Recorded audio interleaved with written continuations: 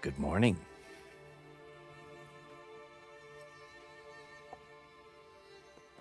I have arisen from my slumber, recharged, and ready to continue. How are we all doing today? Hello, Corn. I see you got put to work almost right away there.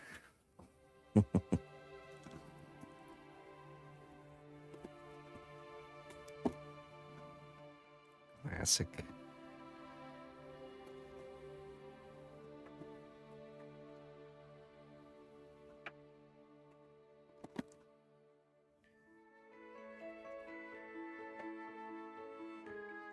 All right, we're going to be working on the chess set today, starting with the king.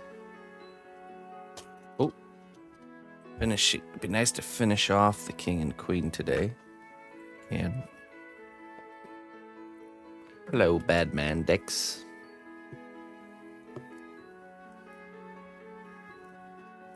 Hello, mom and pop.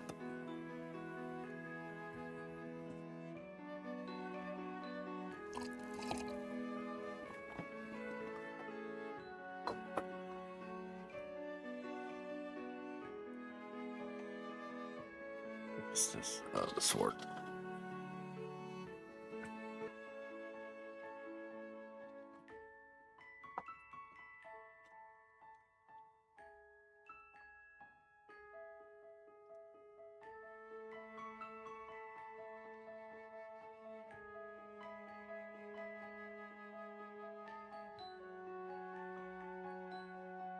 Okay. Let's give him his sketched in hand and then zap it with the heat gun. And then start working on kind of maybe his arms first, and then we do the cloak at the end. Guy's gonna have like one of those big kingly cloaks.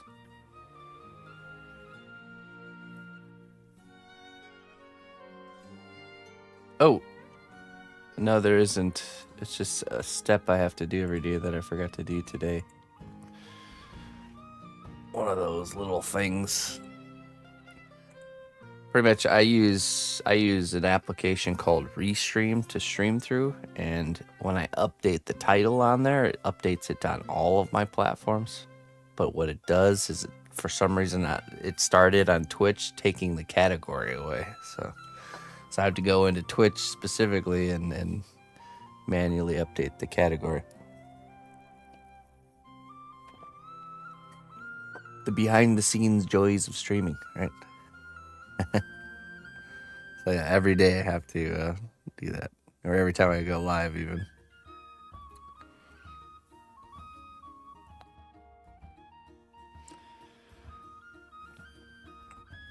They're sending you to leadership training today. Ooh, I mean, I guess that's a good thing, right? Does that mean you're being primed to become the big boss, Mr. Jones?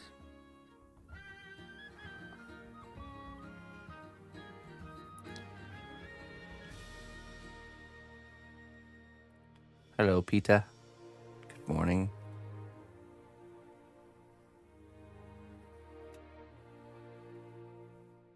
Prime a scapegoat example.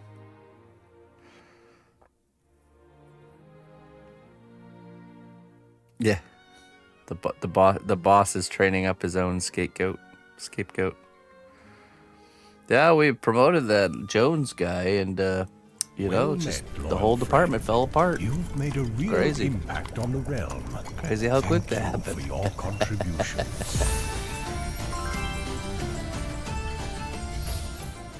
One guy. Hey, thank you, that one guy. Thank you so much for the 11 months. We're almost at a year. Getting a little bit low on the wisdoms here. I mean, we'll probably have enough today. Eye of Newt. Thanks for sticking with me, my friend. Thank you for supporting me. I do very much appreciate it. Oh.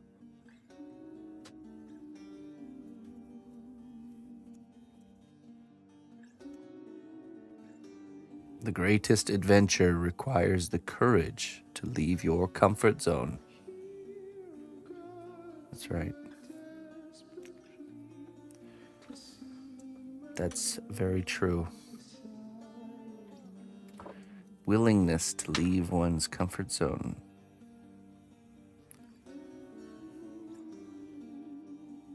A requirement for growth. You can either leave your comfort zone by choice or by force.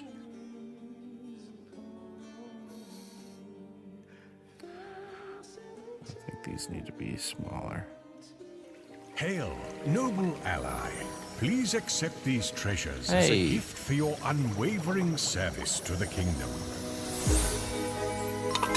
The wonderful Miss the She Devil is here to witness the progress on her chess set.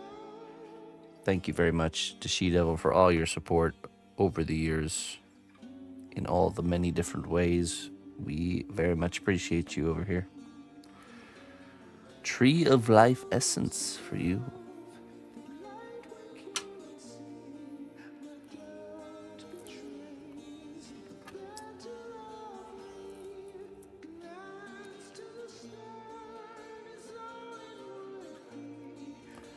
Strength does not come from the size of our muscles, but from the depths of our convictions. Have faith in yourself, and you will move mountains.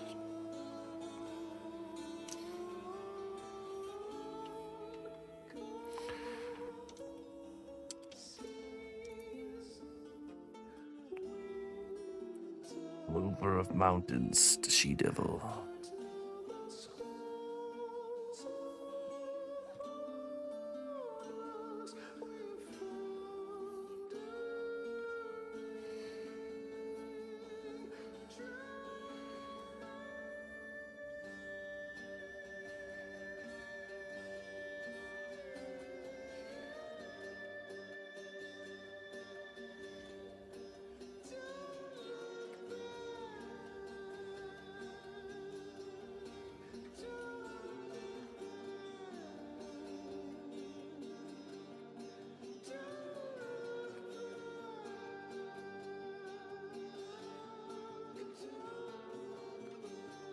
Says left hand.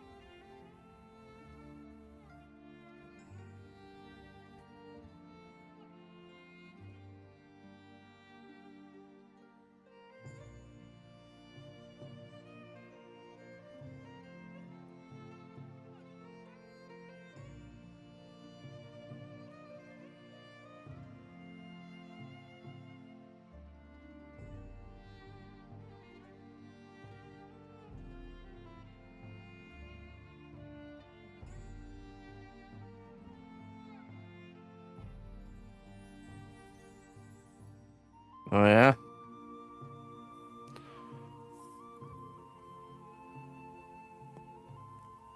Can post them on post all that stuff on Facebook Marketplace. Something like that.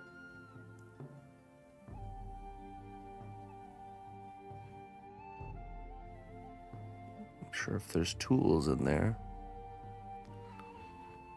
Tools are always easy to sell. Hey, what's up, Funka?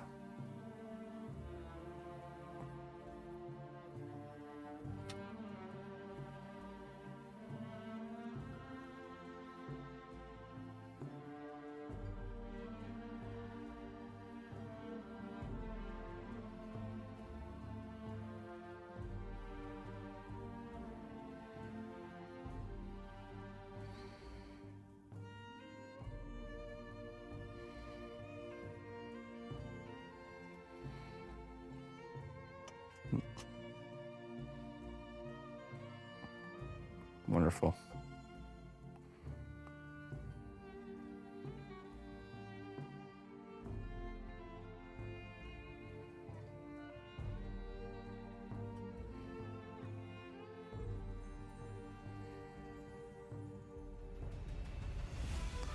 Releasing the burden of stuff. Releasing yourself from the burdens of stuff.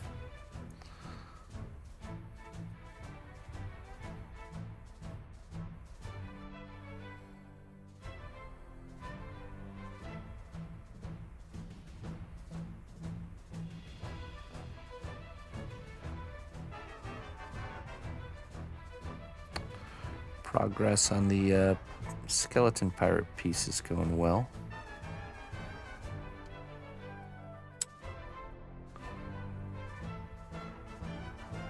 Hopefully that pans out good for us. I think it will. It's just going to take some time.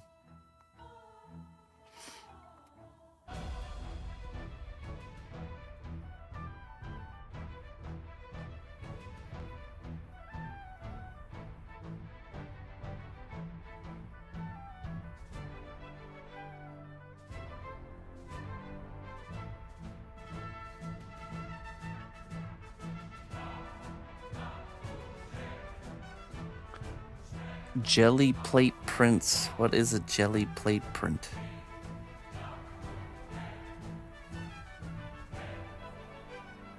What's the sorcery you speak of?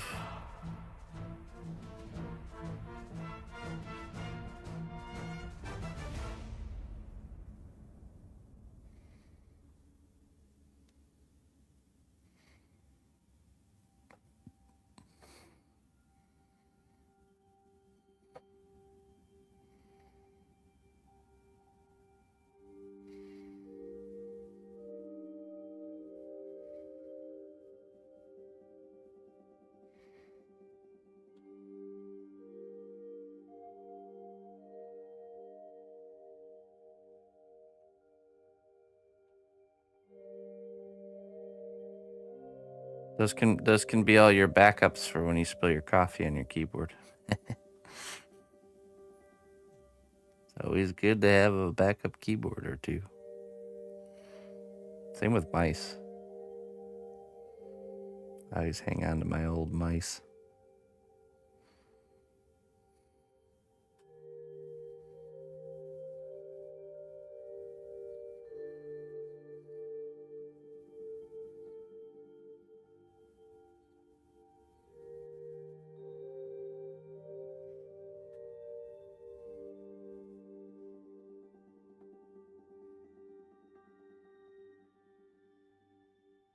Oh, okay. I was, you know what? That's the first thing that came to my mind is I seen a video where it's kind of like this blobby little ball that like is super squishy, and they like dip it into like ink, and then they dip it over like a bowl or something, and it like transfers the ink perfectly. Interesting. It's an interesting process, that's for sure. It's essentially like a highly flexible stamp.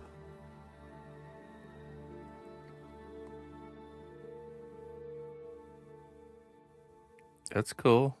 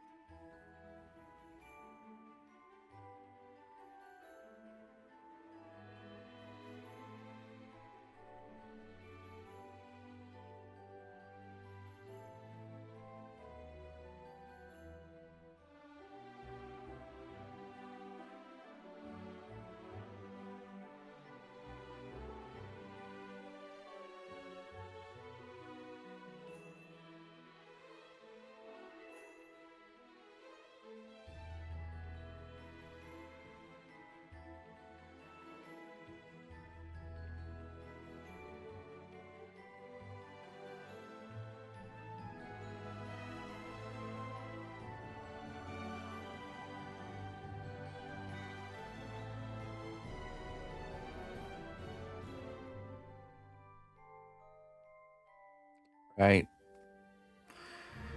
No sense hanging on to it.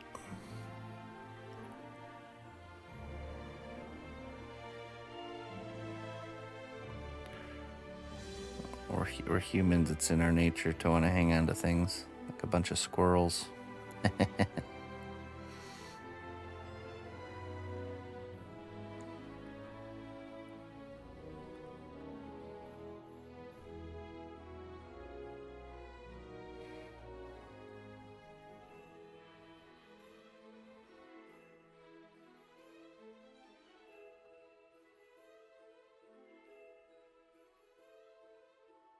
You get rid of a bunch of stuff. It's kind of hard without a car. Yeah. Well, if it's stuff that's so here's a trick. I mean, I don't know if you live at a house or an apartment, but if anything's made out of metal, you can just put it out on your curb. It'll be gone. It'll be gone in like a day or two. Because there's people called scrappers, the scrappers of society. They go around and they look for metal stuff all day that they can turn in for scrap metal at the scrapyard for money. So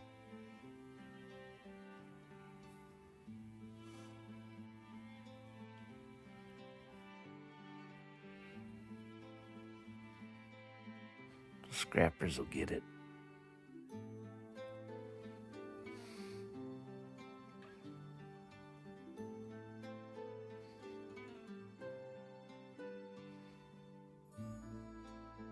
Of course, anything that's got even a little bit of value, you could probably get people to come pick it up if you post it on a place like Facebook Marketplace.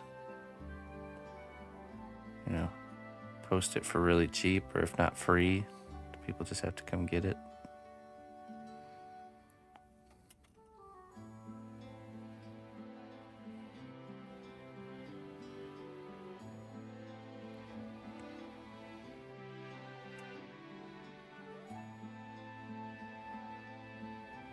Oh no.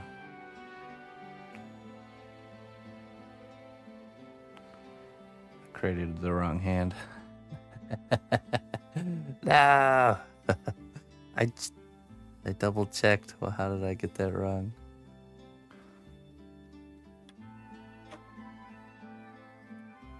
Well, might as well finish this and throw it in our wrong hand box.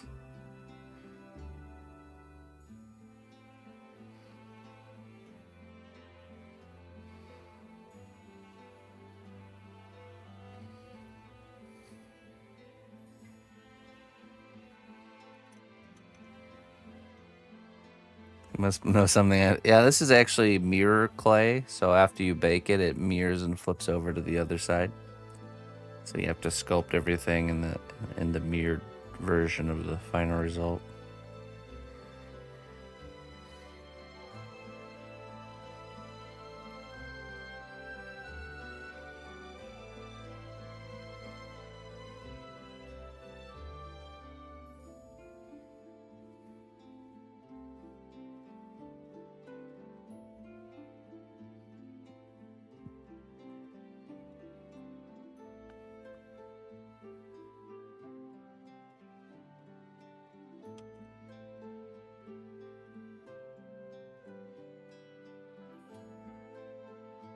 Sewing machines, I bet you can get the money for those for sure.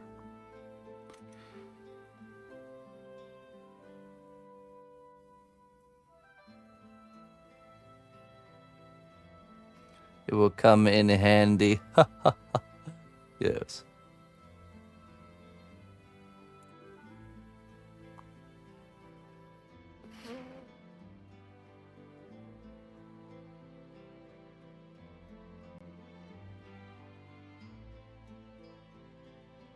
No, not old.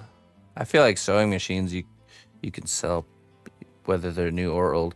For old ones you can get for antique people, and then new ones people that just want to use it to make stuff. So either would be valuable, I think.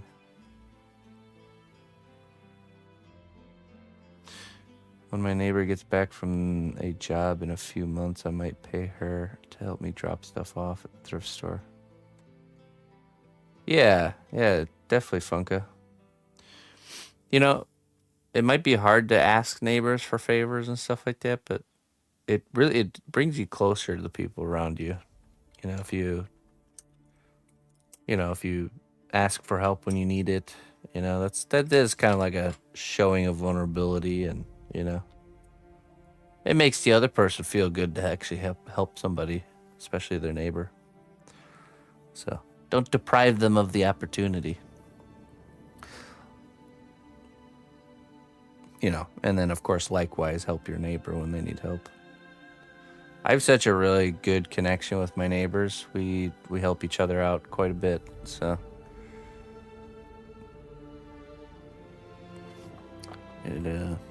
it's a wonderful thing. In fact, I have to go today and let the other neighbor's dog out. I have their key right here in my pocket. They're going to be gone all day. So little Miss Daisy needs to be let out throughout the day.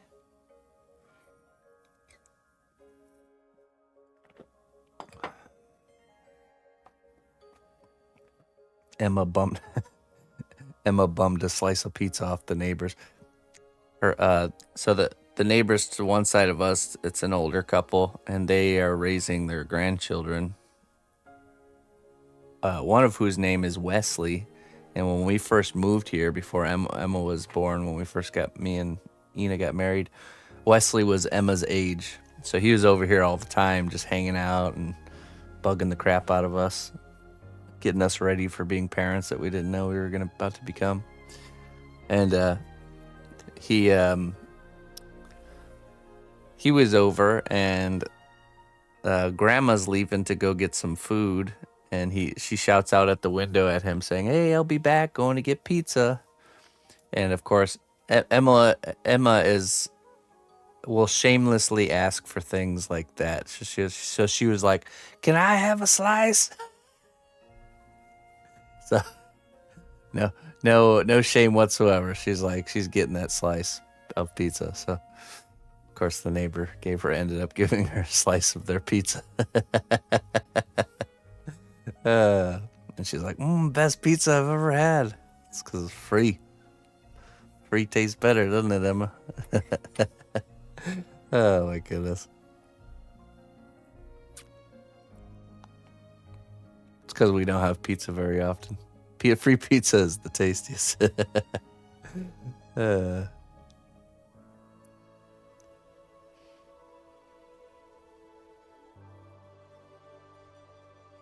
Yeah, that's good, Funka, for sure.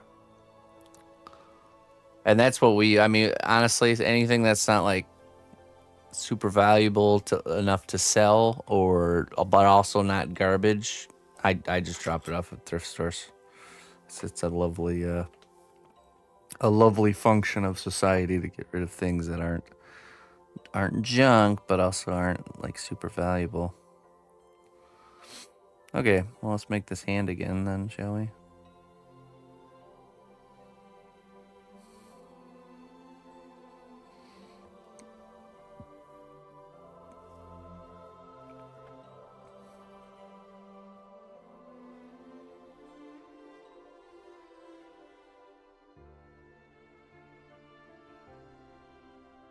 Yeah. Oh, yeah. So another neighbor I have, Mr. Old Man Bob. Me and Bob have a good relationship. He gives me stuff all the time. He's the kind of guy that goes to like estate sales and stuff all the time. And I'll show you my most recent gift from Mr. Bob. It's actually an interesting one. It's a I have no idea where he found this, but it's a safari hat. It's like the hard safari hat. Going on a safari. Gonna go hunt me some wild dingoes or something.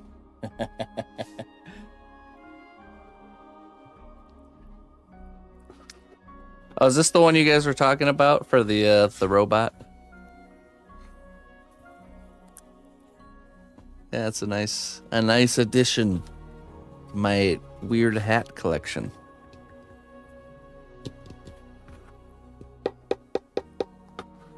Bee hat? I don't know. No, I mean, it's got holes in the top. I don't think it's a bee hat. See these holes on the side? I don't know if there's no... I don't think there's any maker marks in here. It's got like a leather strap on the inside for tightening. I think this comes down and becomes like a chin strap. Yeah, see, this comes down and becomes a chin strap. This is common nature for Bob. He just like randomly comes over. He's like, "Hey, I got this thing. You want it?" I figured you might. He'll specifically buy things. Not because he wants them, because he thinks I might want them. Yeah, but Bob is a great neighbor. I still need to plug him for keeping an eye out for some fresh cut hardwood.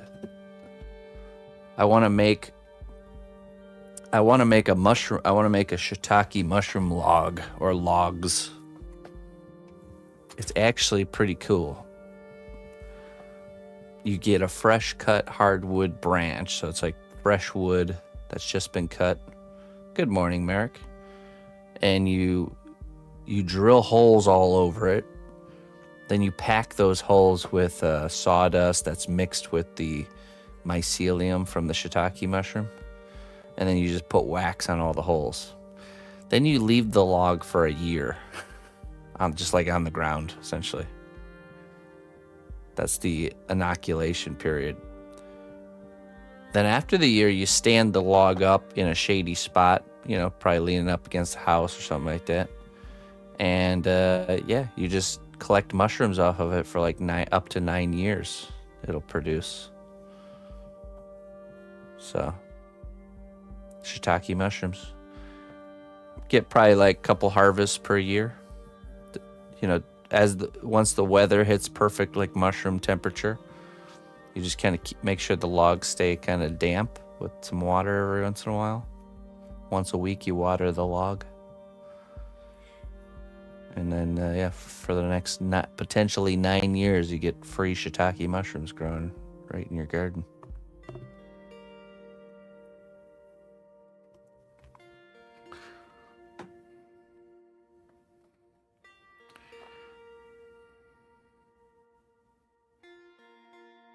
Probably do it like every year, set up a new log.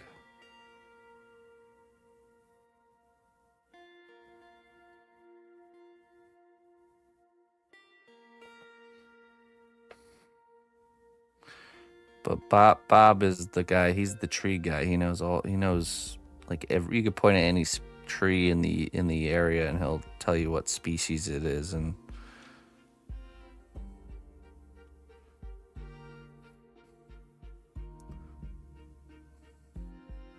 mushrooms are definitely from space. Yeah, oak is the best for the mushroom logs because it's the best because it lasts the longest, being the hardest of the hardwoods.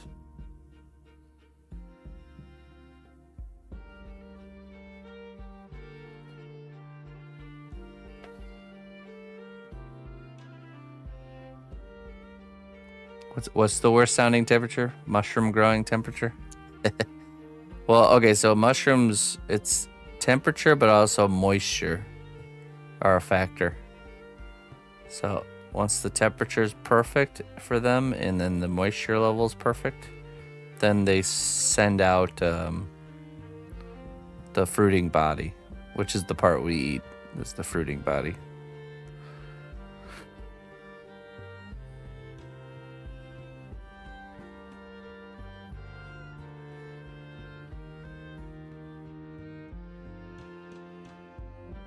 Or the part that kills you. All right, yeah.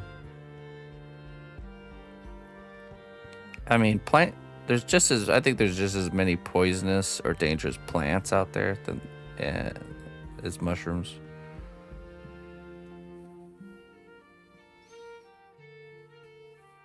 Yeah. Is that cordyceps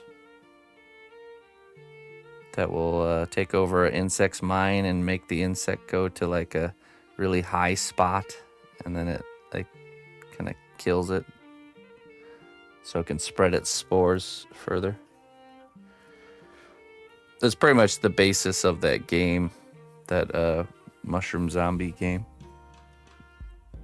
Hey, what's up, Rob? I've never had cordyceps. Never had them.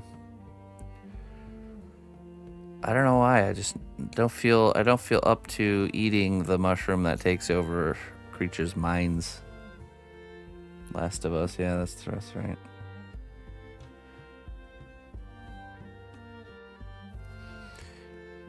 Yeah, sure.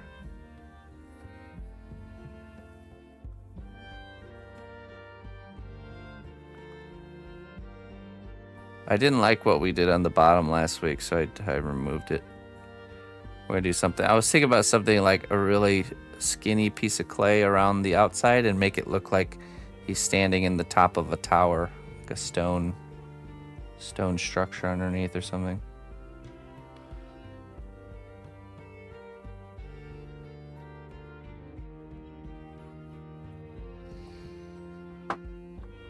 We got this guy here.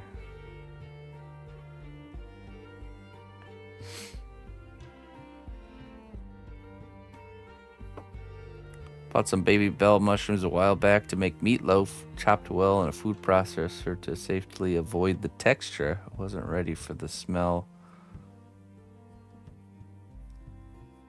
Oh, okay. Yeah. Did it have... Yeah, I mean, that's the umami smell and taste, and I'm not the biggest fan of that either. It's very similar to like when fish is fishy or when gamey meat is gamey, if you know that kind of sensation. Mushrooms can be very mushroomy. Umami, yeah, umami flavor. I like that's. I think that's why I like shiitakes and like lion's mane and stuff like that, because they don't have that aspect.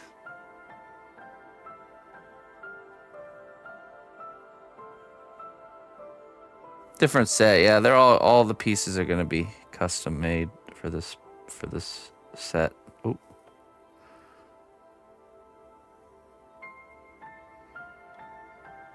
Okay, let's give this hand another try here.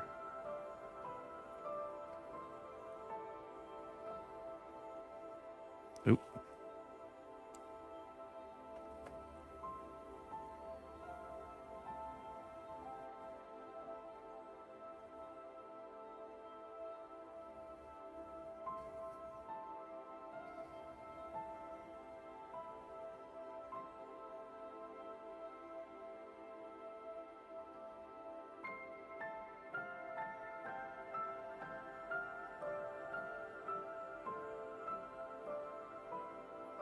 Oh, really? Hey, what's up, Livy Deluxe?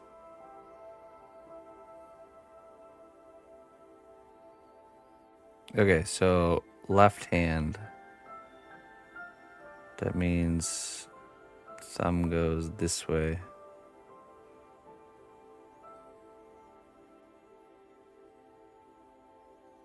Too long.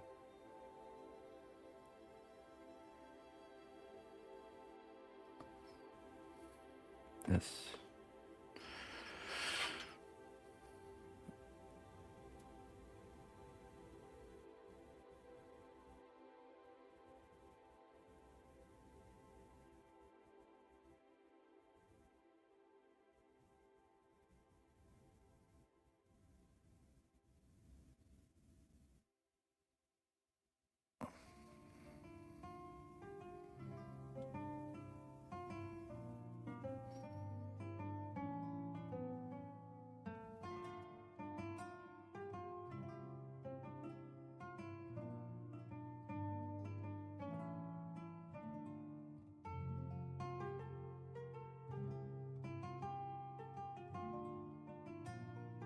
Camera.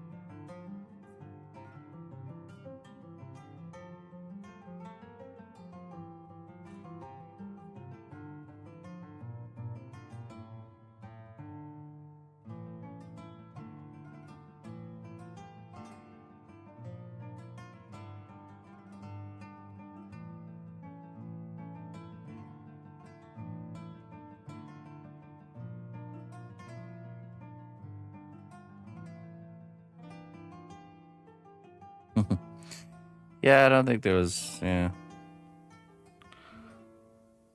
I don't think there was much going on. I had a phase where I was into chess when I was like, probably like 10 or 11 years old for a little while there.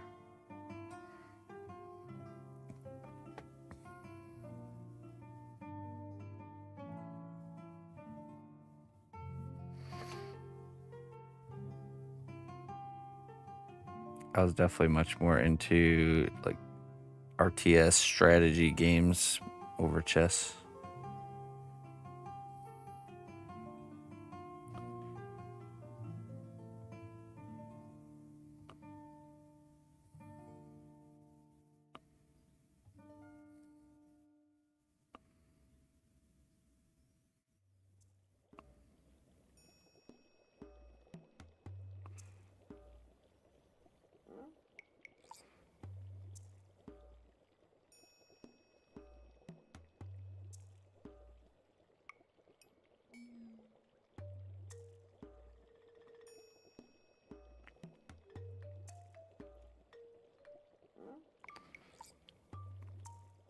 Real-time strategy, yeah.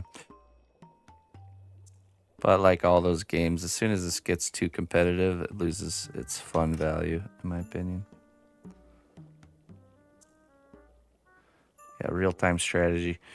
So like StarCraft, usually games where you're controlling kind of like a whole base or side and you're fighting another side, typically. Red Alert, Command and Conquer, Age of Empires.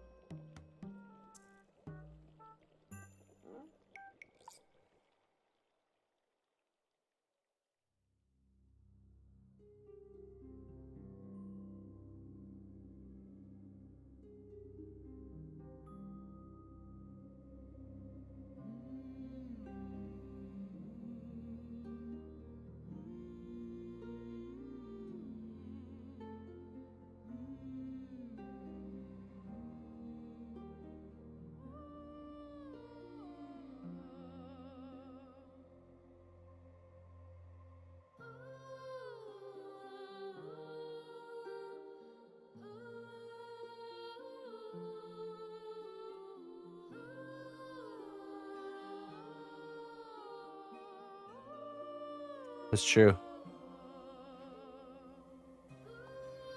Really? Yeah, I didn't discover Warcraft 3 till later. Pretty late. I actually played a lot of I only played Warcraft 3 custom games.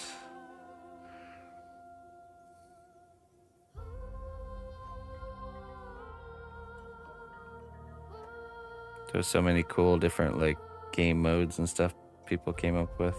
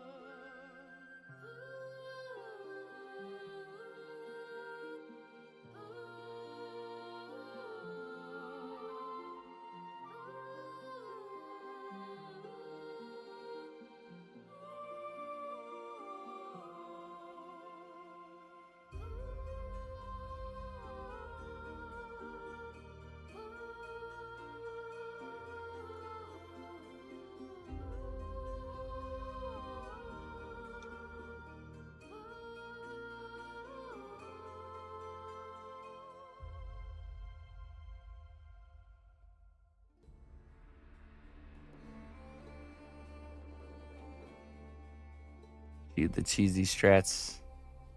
That could be a fun thing to, especially when a new like PvP game comes out and you discover a cheese strat before anyone else. That's the best. But then everybody catches on and all the fun goes away.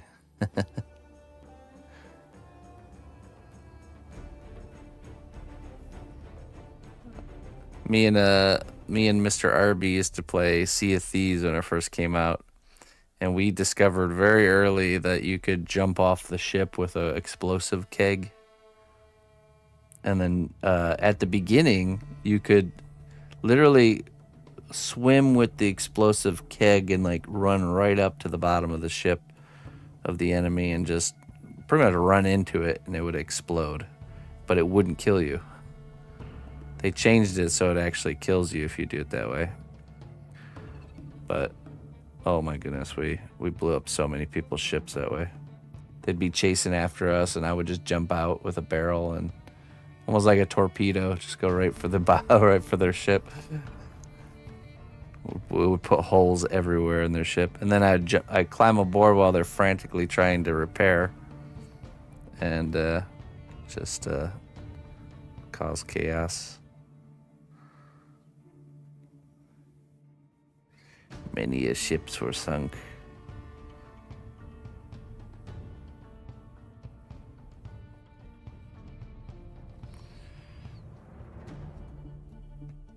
Okay, now let's set this to the side. And let's sculpt in the arm while that's... And then when the arm's done, we'll just attach the hand.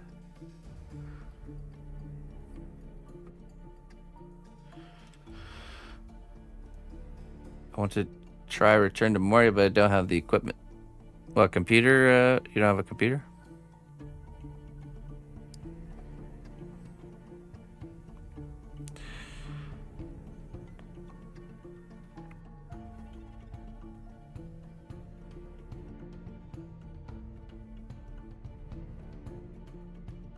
Yeah, it definitely one of those games that's more fun if you got somebody to join you.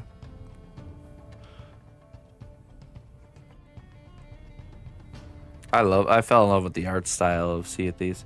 That's what inspired my skeleton pirate piece so much. Was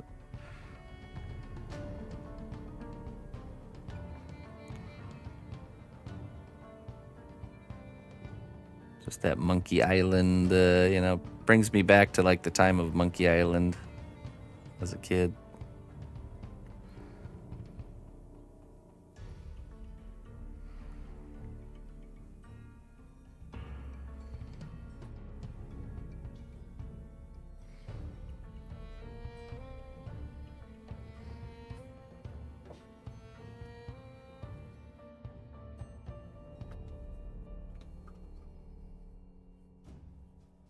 Full Throttle. I don't know if I played that one. Was it like a point and click adventures? I love those ones, man. We've gone back and played some of those on stream. Full Throttle game. Oh yeah, I never played that one. It looks cool. Yeah, that'd be a cool character to sculpt.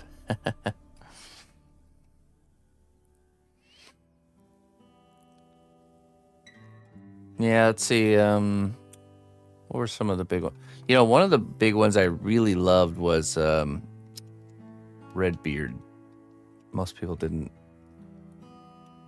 Most people never played it, but it literally had the. Actually, now let's see.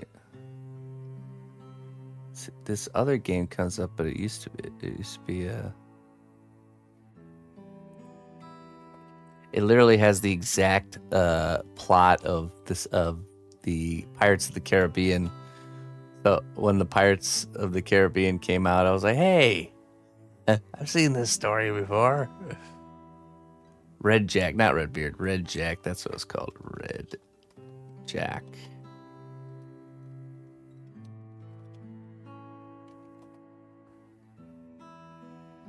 Anybody ever played this one right here? You play as Nicholas Dove, and he even had like dueling, you know, like fighting like this right here.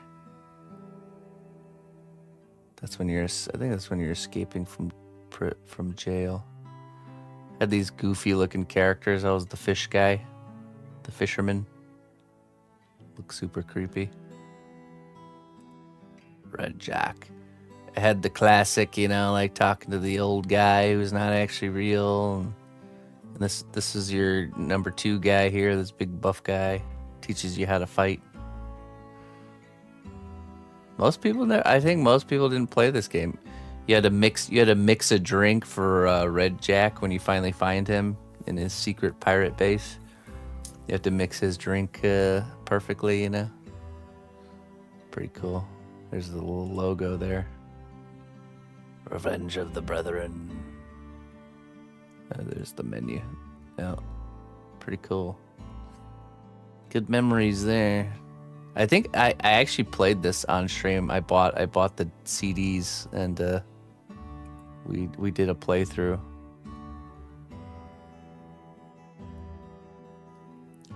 Good times. Good times. But yeah, it's literally like the theme of whatchamacallit, Pirates of the Caribbean. The like same story, essentially. Okay, that's right. I was gonna look up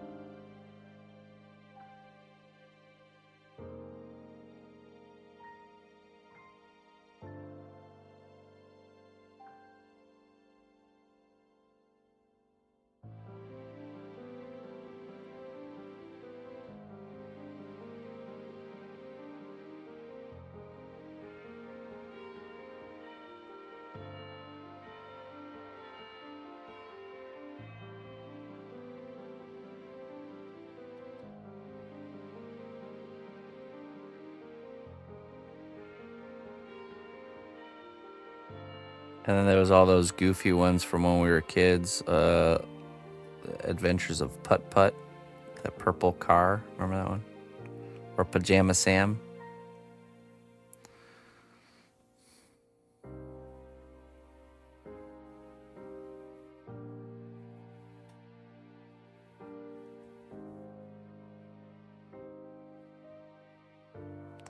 You know, that's actually a good game genre to get Emma into.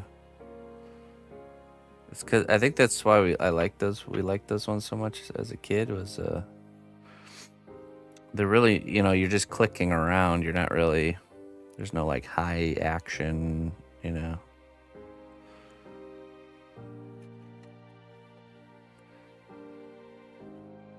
Great for building up that clicking accuracy.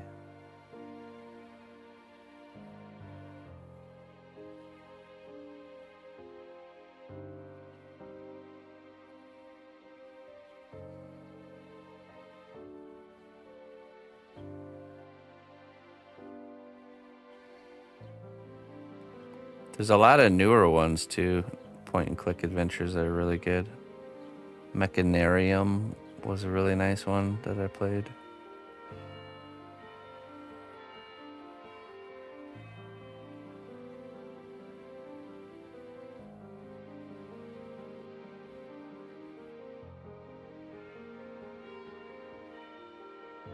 No idea where she is.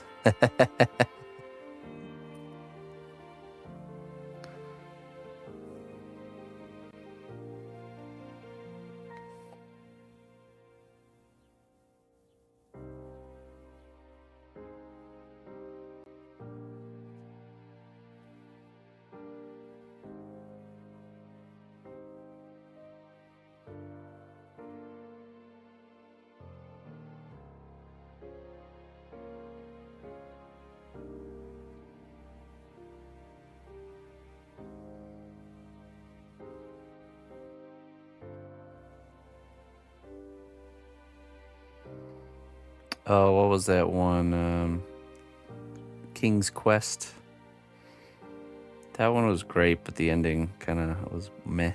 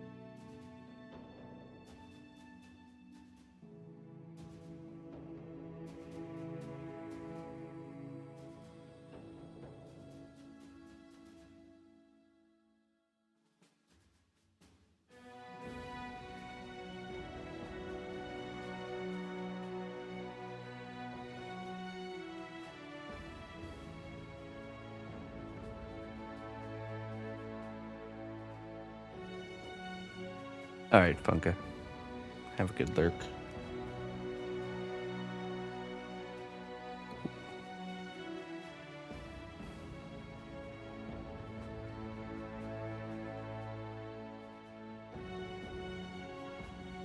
Give him those poofy, kingly sleeves.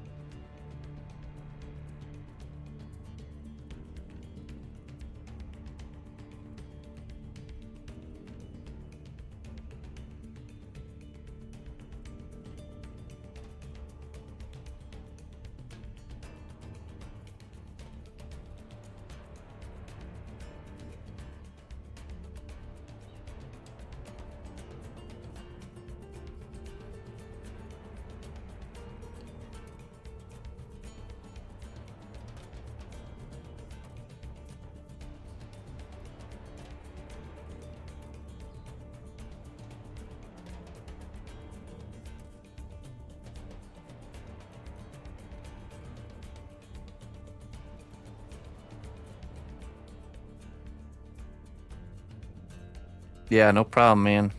So it's good to see. Your robot's looking really good, man. I'm excited. I'm very excited for the class.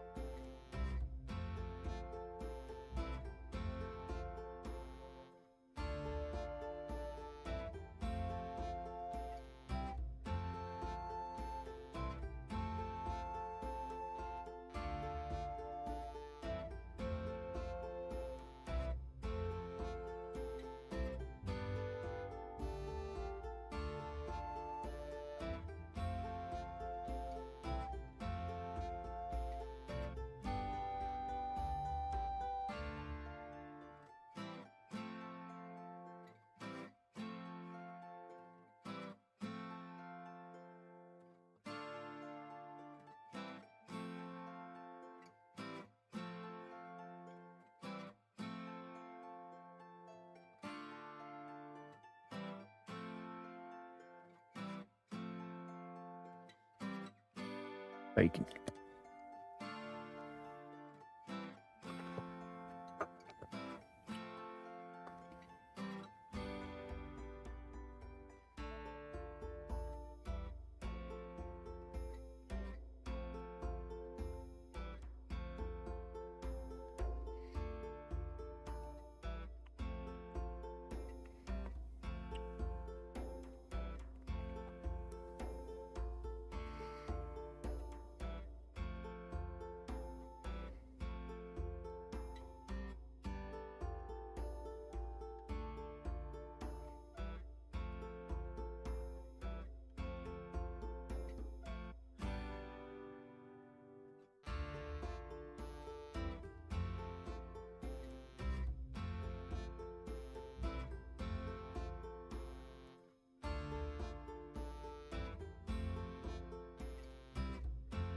I think bacon's overrated, to be honest.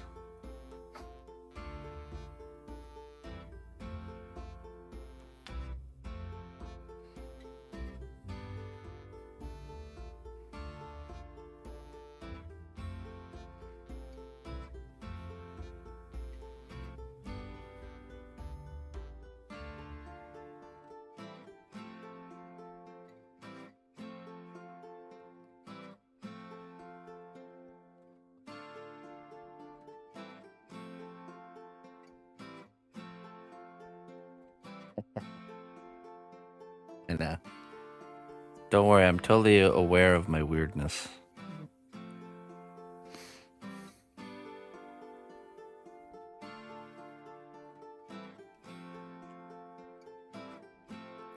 I'm aware of the fact that the way I think about certain things is not normal. Totally.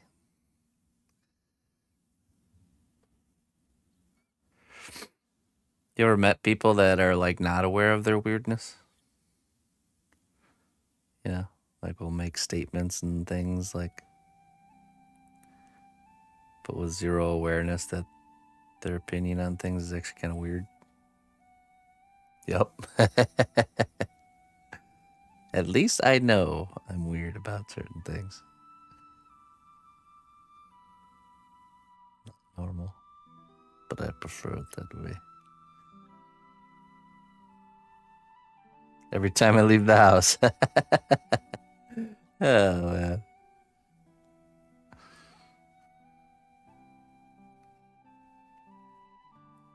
I'm aware that all my particularities are not indeed normal. That's why I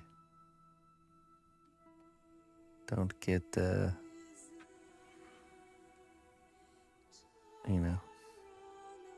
upset or anything when you tell people that you don't celebrate Christmas and then they still try and give you Christmas gifts and stuff.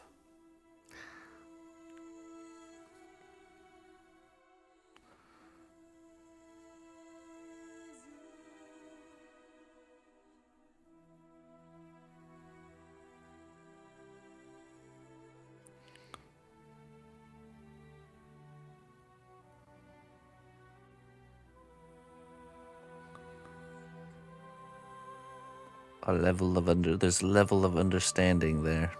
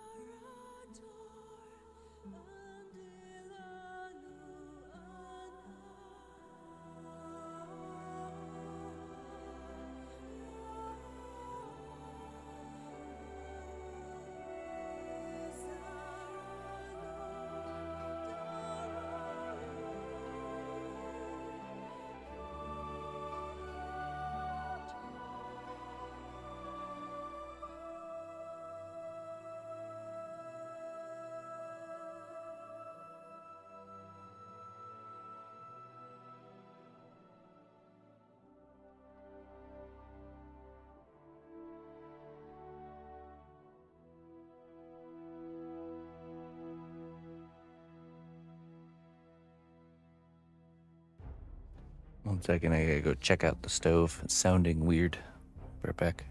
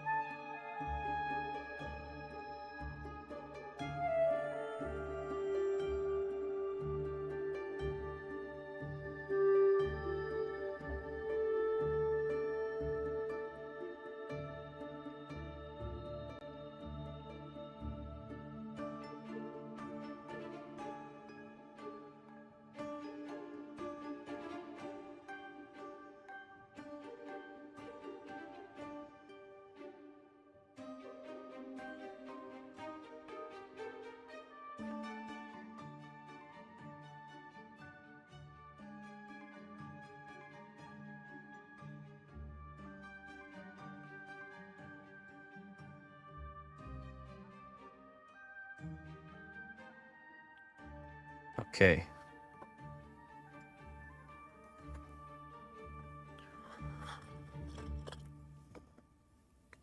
Weird sound investigated. It was indeed weird.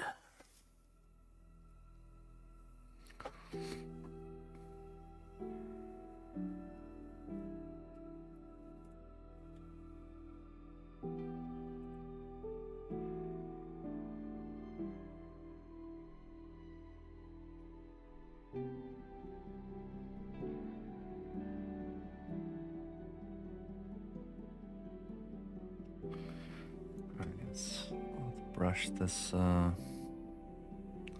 sleeve here.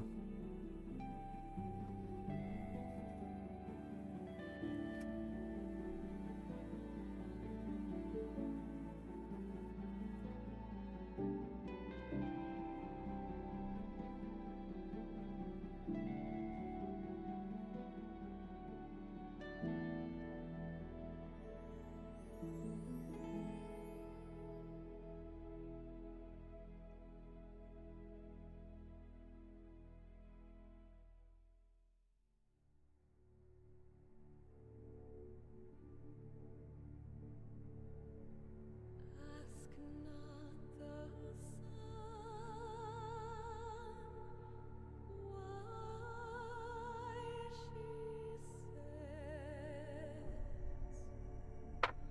why she says, why she shrouds her light away, or why she hides her glowing gaze when night turns crimson gold to gray. For silent falls the guilty sun, as day to dark does turn. One simple truth she dare not speak. Her light can only blind and burn. No mercy for the guilty. Bring down their lying sun. Let so silver black by night upon their faces pale white. Cruel moon, bring the end. The dawn will never rise again.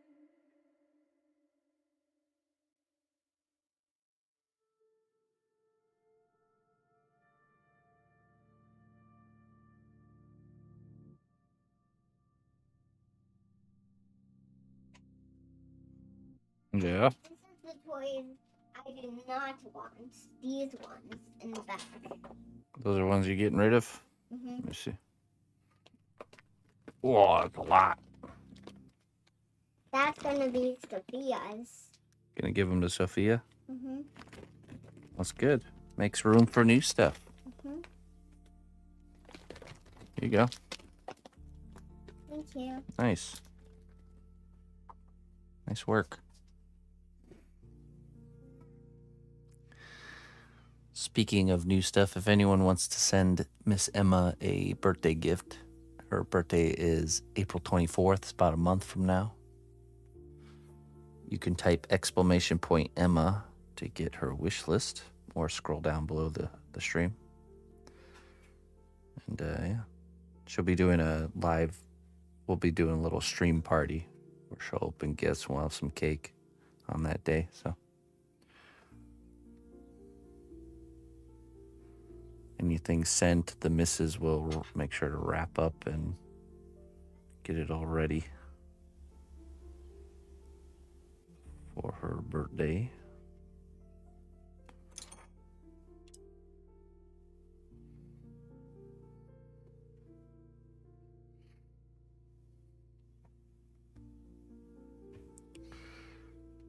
You're not the only one cleaning away the old stuff there, does she double? Looks like Emma's proactively working on her own supply.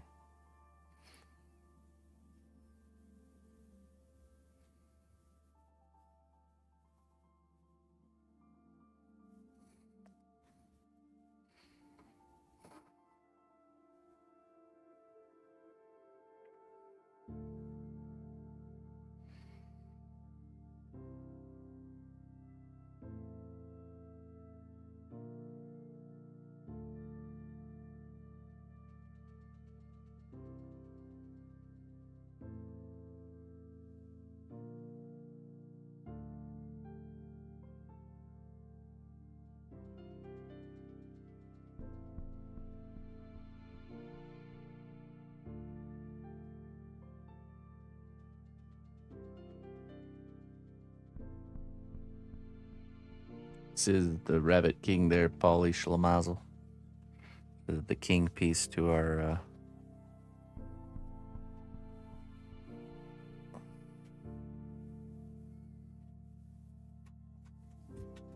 chess set.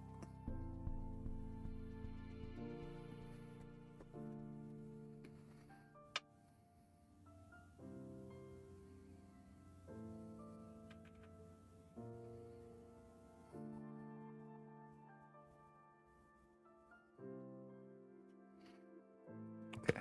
And before I attach the hand, let me let's go ahead and catch up the other arm here. We'll have to fix his little tunic pieces. Must have not been attached very well.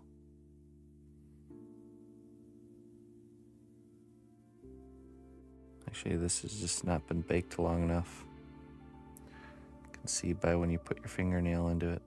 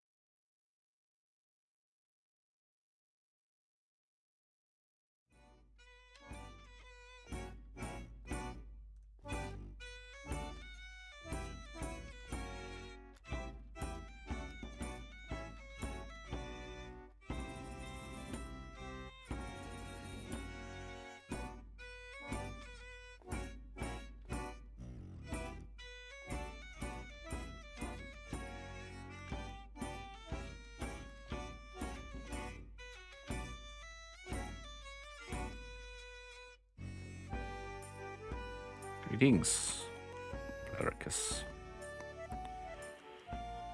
Good day to you, my friend.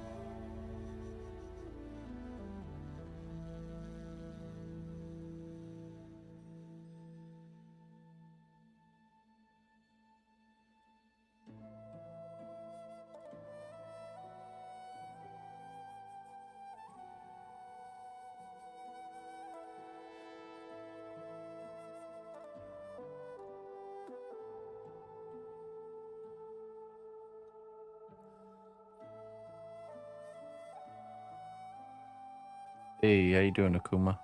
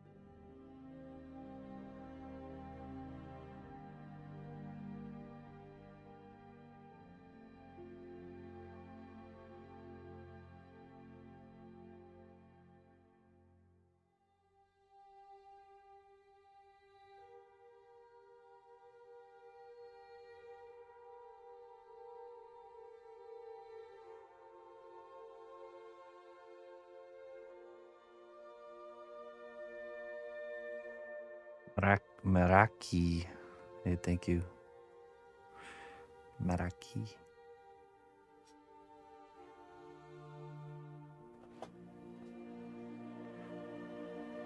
Good day to you, my friend.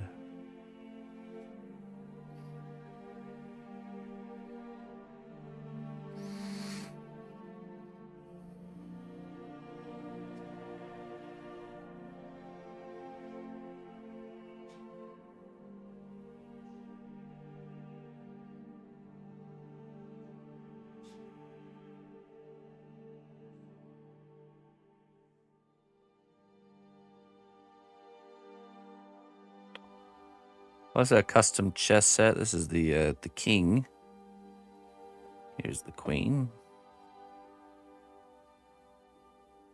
And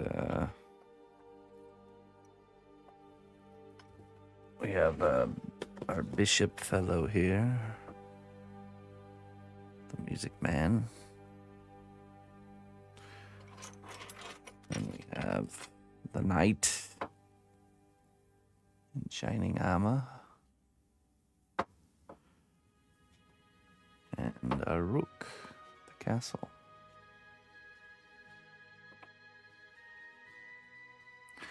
And of course, no army is complete without foot soldiers. We got the teacup soldiers here. Ready to serve. Ready to die. Maybe not him so much.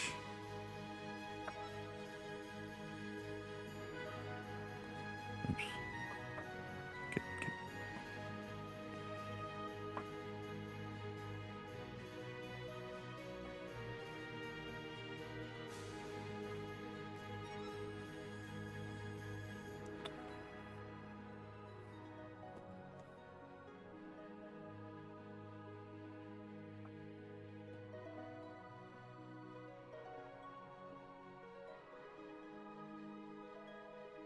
I do, yeah. That's what we do here. There we go. So we have to do these three again in the back here on the other side. I think we're gonna do this. We're gonna do the same design, but we're gonna kind of change them up a little bit. So maybe different expression for the castle. I think the music guy will be a different instrument. The vehicles are running away. The vehicles? Yeah. Oh, yeah. Oh, wow. You did a great job on our sculptures. You like those? Yeah. They're game pieces. Wait, you're making a game? Yeah, it's a game called chess. These are all the pieces that you play with in the game. Can I play one of the games? Well, chess is a really complicated game, but I can teach you if you want. Yeah. Sure. I better get Danny. Bye. All right. See ya.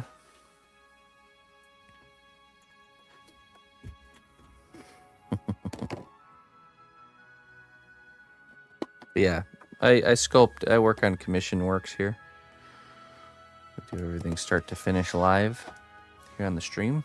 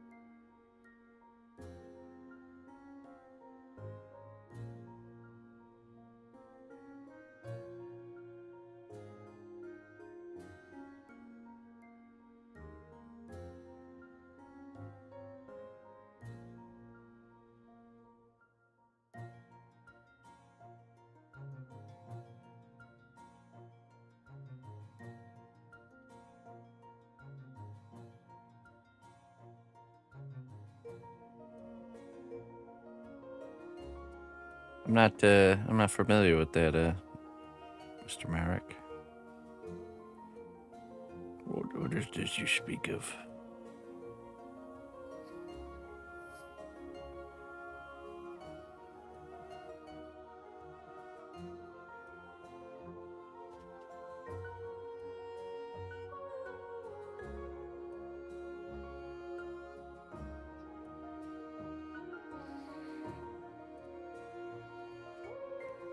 Hey, what's up, Cryptid?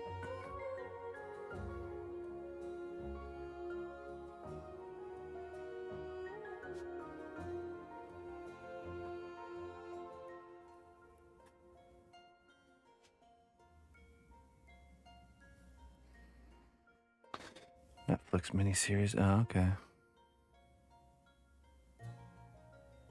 I think I seen something like that. I just didn't. So kind of set in like olden times, but following around the story of a certain queen or something like that. Like a Victorian era show.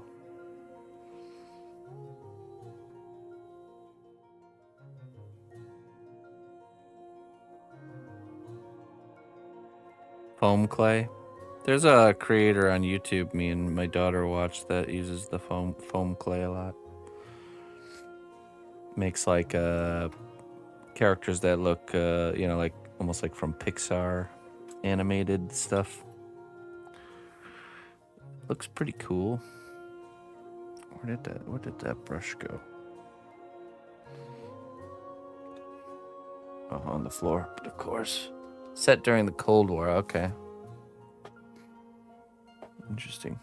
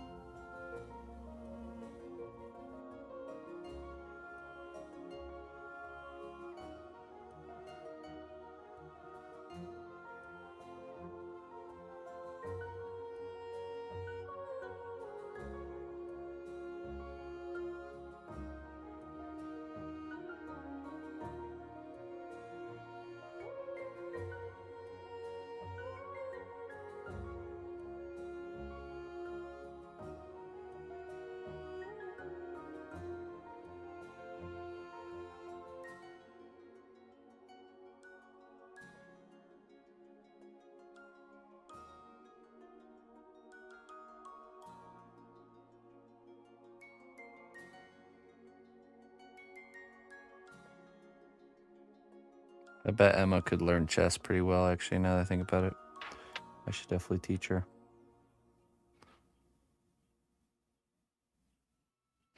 What's that thing I'm wearing? That's my camera. That's how you are seeing right now.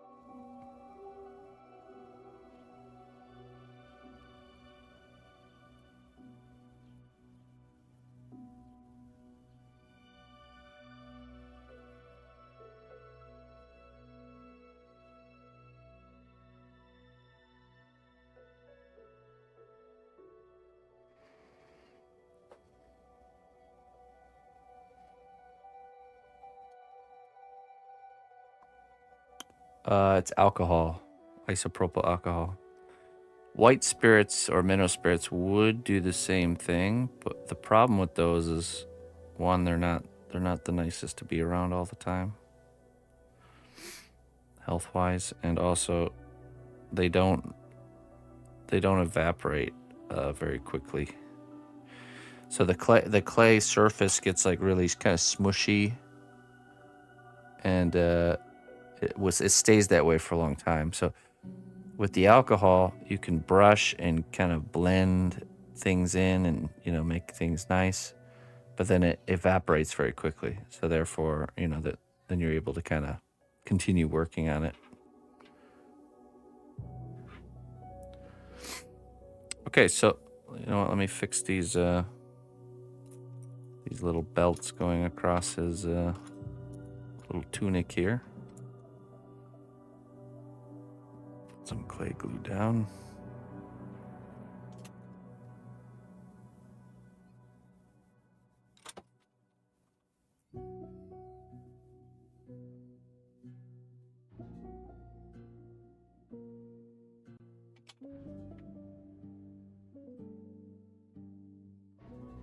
Yeah, no problem. Clay Attraction. Yeah, that's her name. Yep, that's the one. Andy. Yeah, me and my daughter watch her videos quite a lot, actually. Whenever she posts a new one. Very pleasing to watch.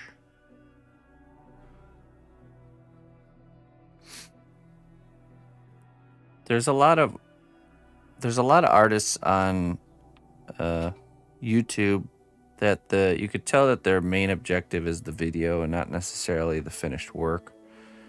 So I always appreciate when I find an artist on there that's that the finished work is just as good as the video, you know what I mean? So some of them you can even tell by the way they do things that they don't intend to do anything with the finished work.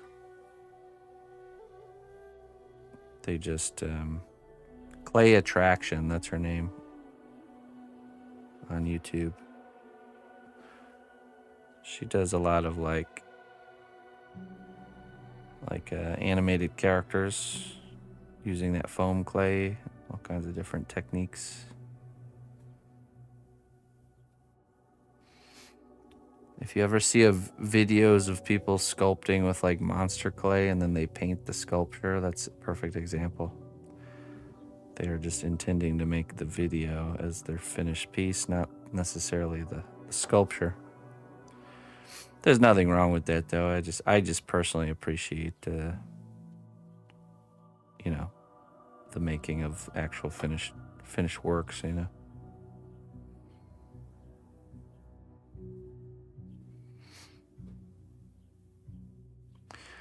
it's actually not unwise to prioritize the making of the video over the sculpture because it ends up benefiting the creator more, the video, than the sculpture in the long run.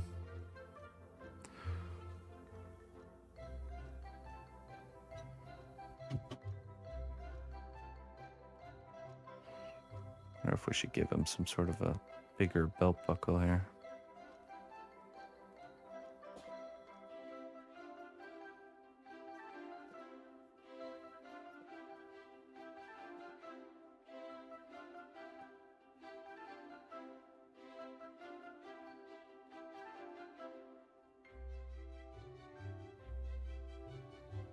Meraki. All right, Meraki. We'll catch you later. Thanks for joining.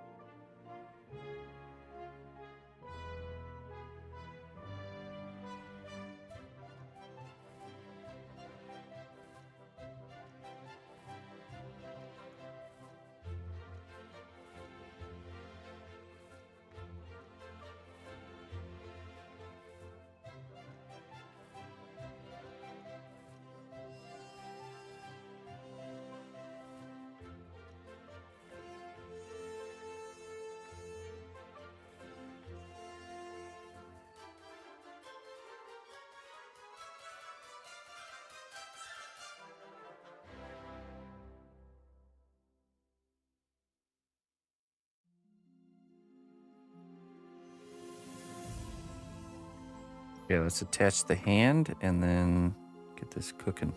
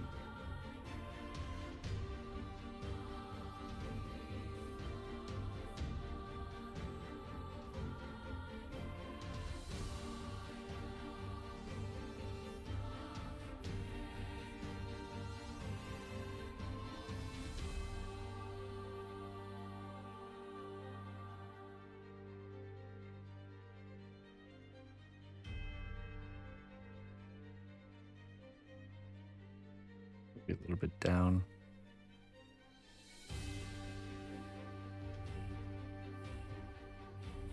Like he's pointing at the board. Pawn to J5.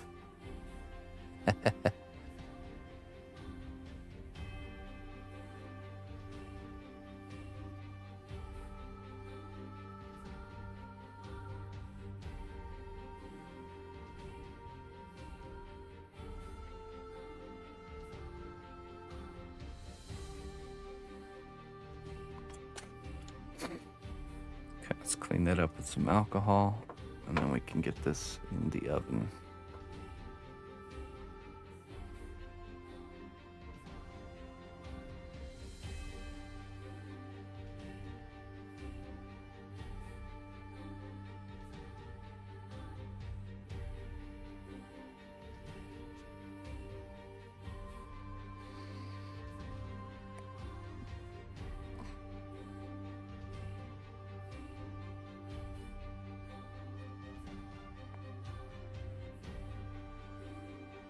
Let's brush on some clay glue on the fingers too to reinforce those.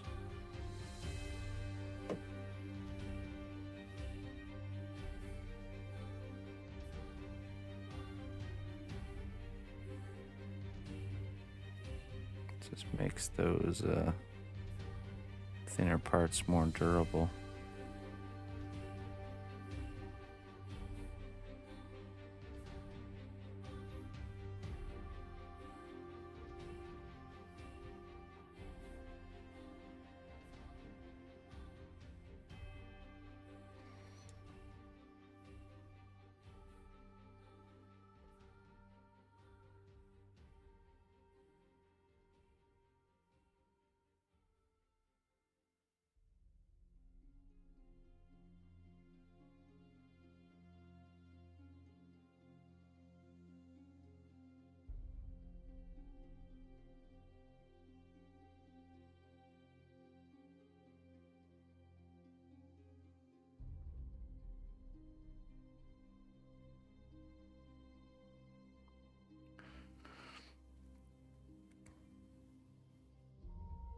All right. Let's get him cooking, and then we'll be able to do maybe something around his neck, a little more ornamental, and then he'll have this wondrous cloak, kingly cloak, and then on his back shall be his key to the kingdom.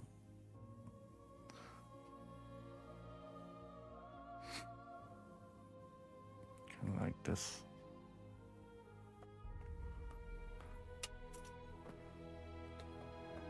Okay, get that cooking and we'll do some more work on the queen, I think.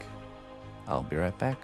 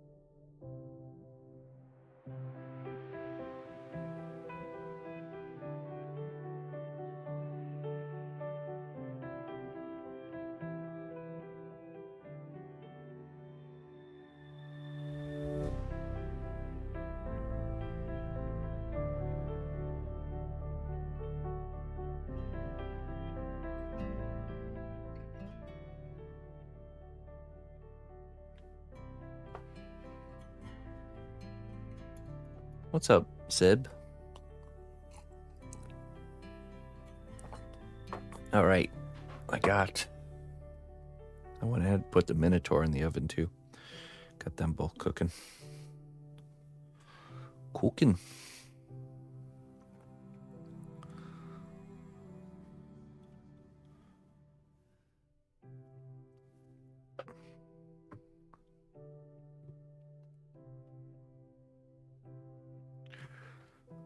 Okay, let's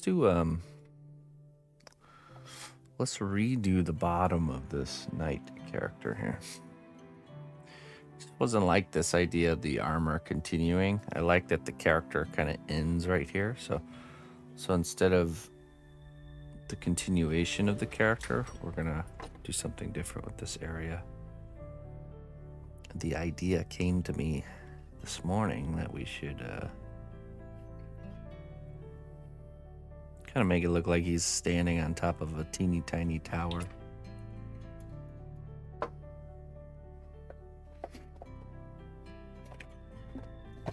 Choose the pasta machine and roll out a piece of clay here.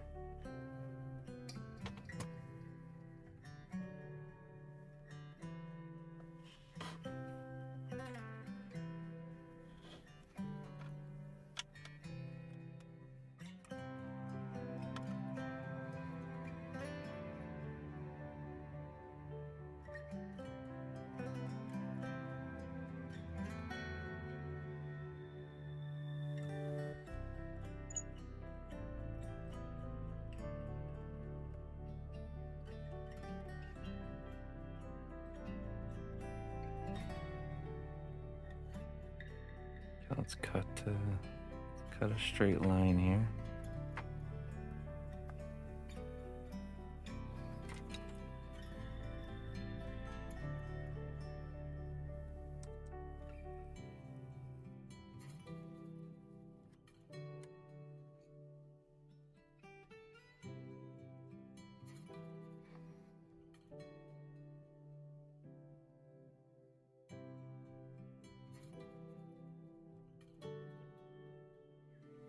Listen closely, traveler, to what I say. Twitch Prime does not even cost a dime. Das Ricardo, thank you so much for the Prime sub, man. Thank you for supporting my work for 5 months. I appreciate it. How you doing there, Ricardo?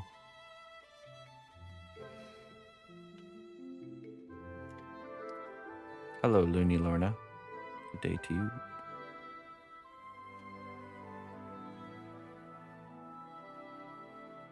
The looniest of all the Lornas.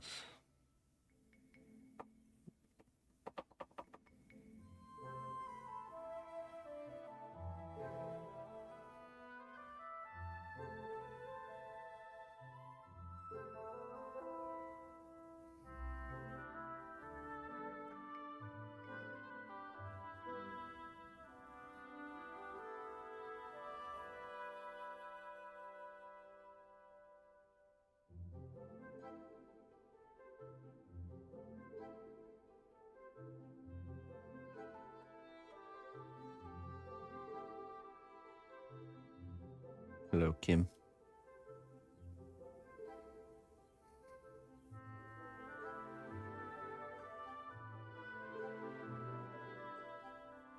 Final Destination trailer, still doing those movies?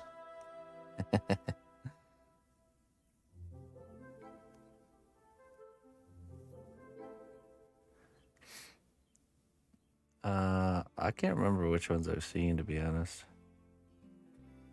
The one with the log from the semi-truck going into the car. I don't remember that one.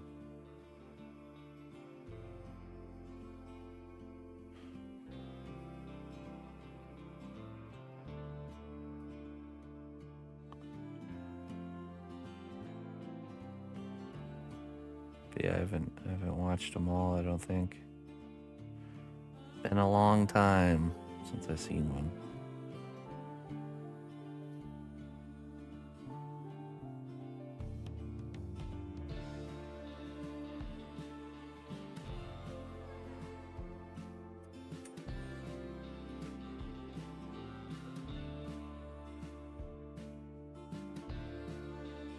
I don't know. It's a very, very faint memory of this one where there's like a semi truck with 3 logs in the back.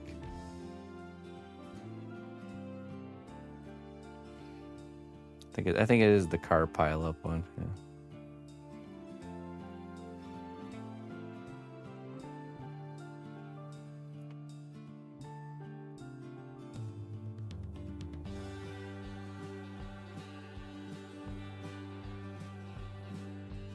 Live to die another day.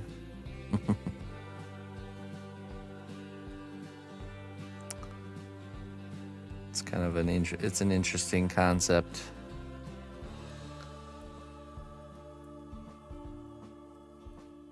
Can't escape. No one can escape the final destination.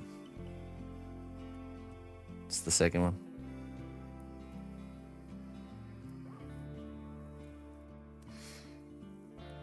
Alright, we need the pasta machine again.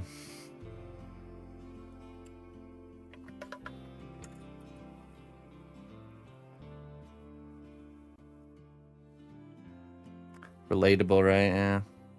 Most people fear death. Fear the final destination of us all.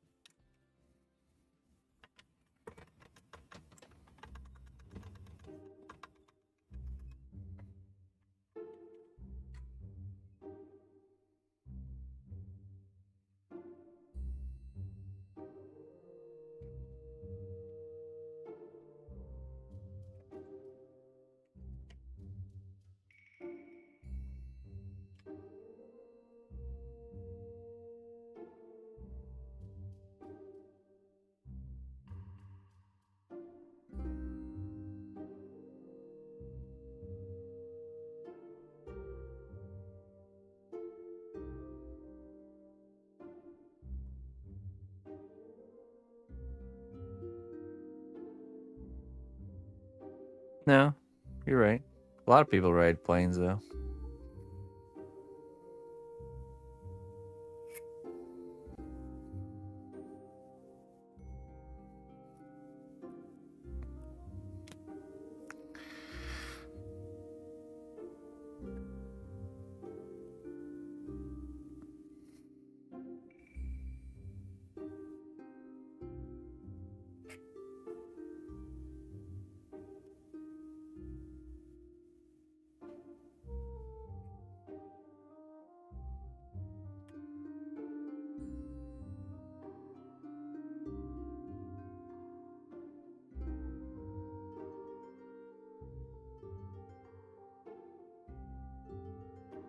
Hey, what's up, Temple Tattoo? Let's make this a little bit skinnier. How you doing, my friend? The Saw movies, yeah, I haven't seen those. You know, I don't really watch horror much these days, but I definitely used to.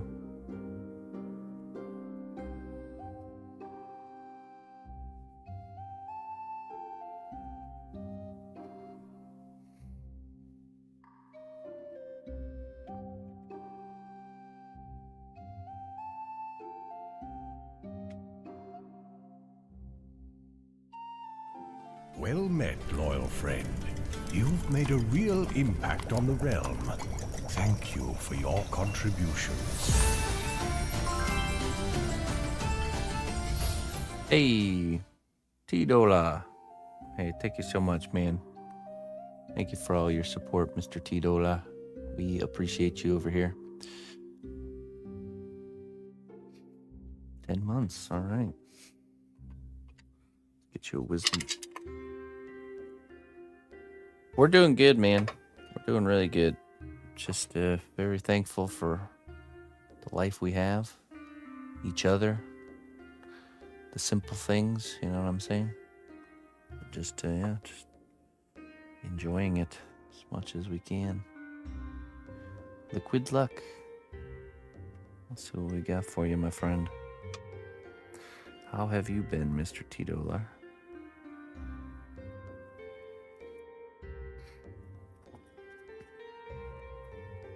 The past may have shaped you, but it does not define you. Embrace your present and create the future you desire. It's a good one. Indeed.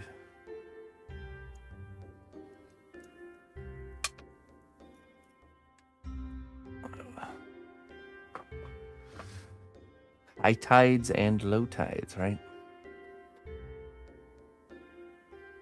Certainly does.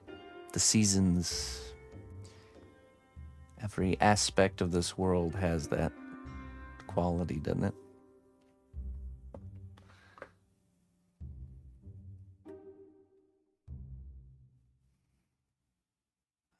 I sure enjoy spring much more after enduring winter. It creates the contrast of life. Nothing like relaxing after a hard day's work. Take away the hard day's work and the relaxing isn't as nice.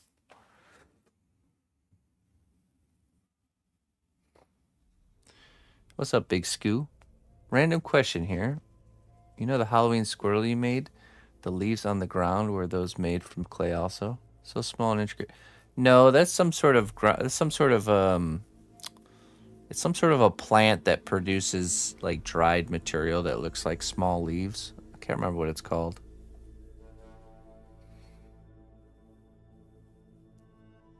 But it's like a, you get like the different foliage lookalikes from like model train design, base design companies. I found those through one of those, I think, those leaves. You can also make stuff like that. Appreciate every feeling and aesthetic and gestalt. Gestalt, that's an interesting word. Gestalt.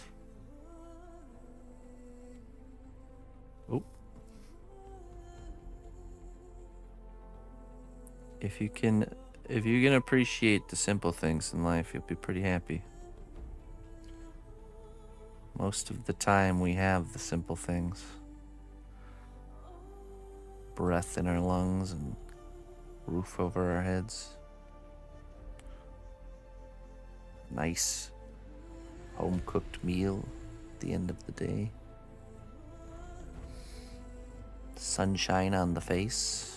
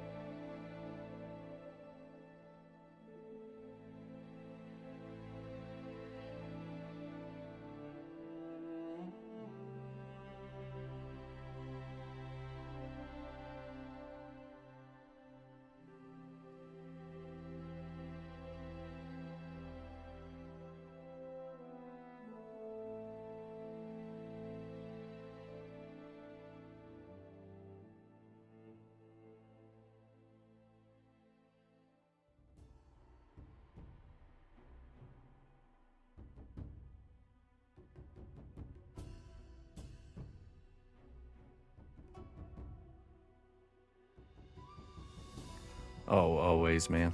I always have a list of things I would like to do that I'm planning to wait some extra paychecks to roll in, but I want to build we want to redo Emma doesn't have her own room, so we're trying to create a space for her. Me and my brother built her a loft bed that's next to our bed, and there's a large area underneath. And I plan on putting a door there and making the inside almost like a really cool little hangout spot. It's kind of already like that, but I want to really drive it home because she's now, starting to get into that age where she, wants that ability to close a door, so. It's like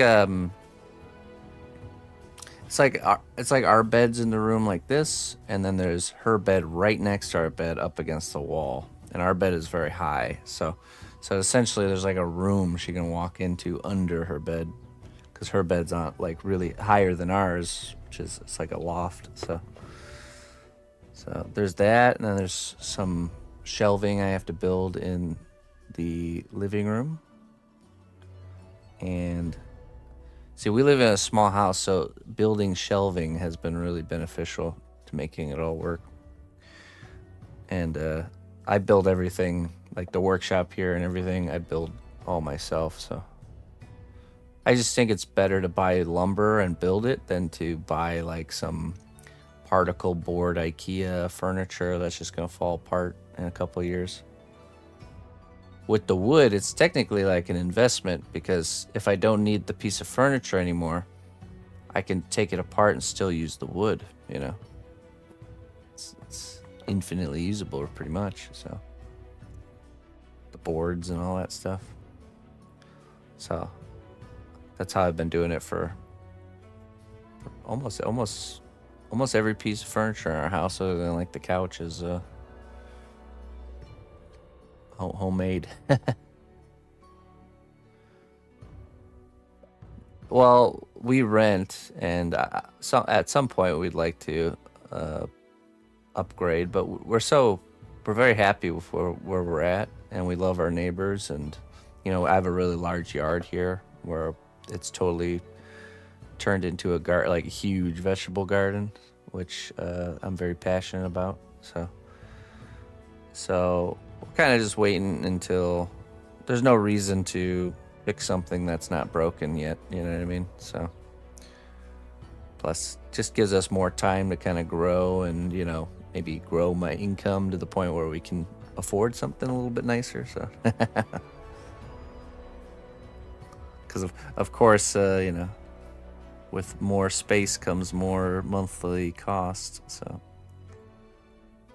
weighing in the balance. I actually did a live stream. When was that?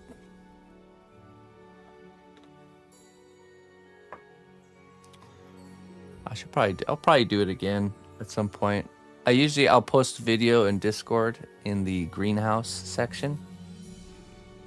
And occasionally, if Emma's playing with somebody and evening stream's about to start, this last time, or I think it was a week or two ago, I just did a live stream from the phone, just hanging out and showing the garden. So,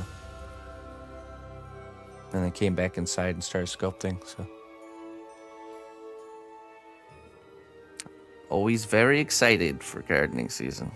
Got tons of garlic. I planted over 200 onions yesterday with Emma.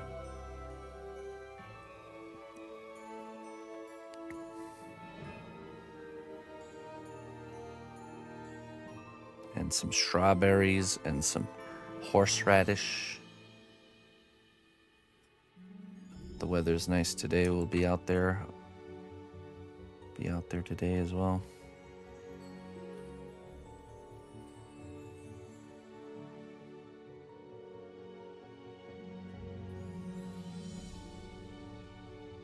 Okay, I'm gonna do like the tops of the tower next, and then we'll kind of figure out the bricks. Let's roll out another sheet of clay, though.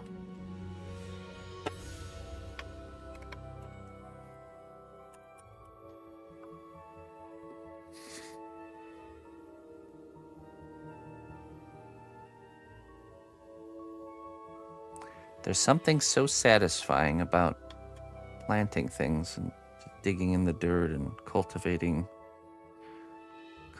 a crop. It's just, I said that yesterday. It's like sitting in front of a campfire, like a deep-rooted human itch that gets scratched. It's like, oh, you just kind of, dig around in the dirt and put a little seed in there, and then it becomes food.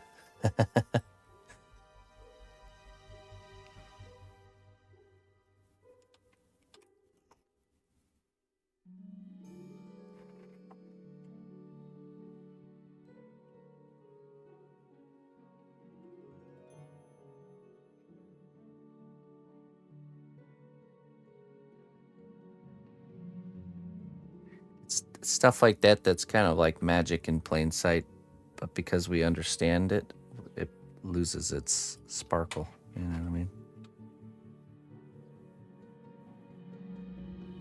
Oh, that was from last year, but I will do one for this year. But you can at least see where last year April started. And I try to keep up with documenting. I'm just so bad. I'm a very bad social media influencer. So, I need to get better at that. I always start off strong and then I kind of fades. I know, right? I know, isn't it crazy? I think everybody can agree that time seems like it's just faster, The years are peeling by quicker. There we go. I like this design. Yeah, so it feels like he's sitting on top of a little tower.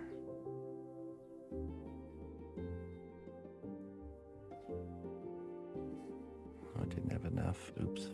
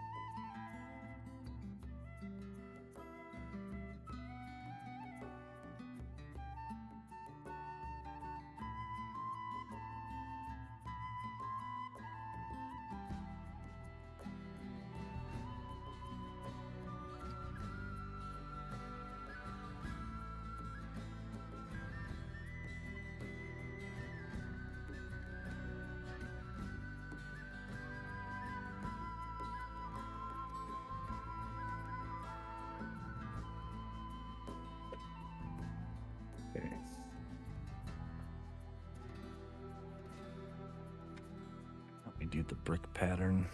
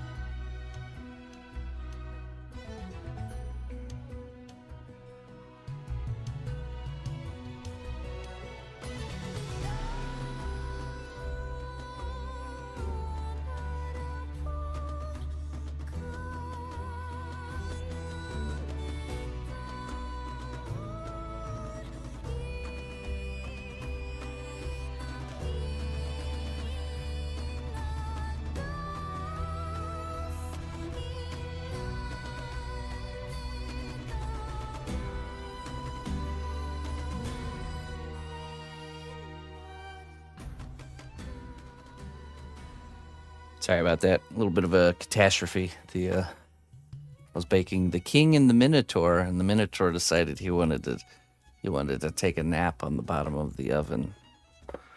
So there's a little bit of damage on both of those pieces. We'll have to fix. Could have been worse though, honestly. I'll show you guys once they cool off. I'll go grab them. Little bit of damage. Our poor king lost his ear.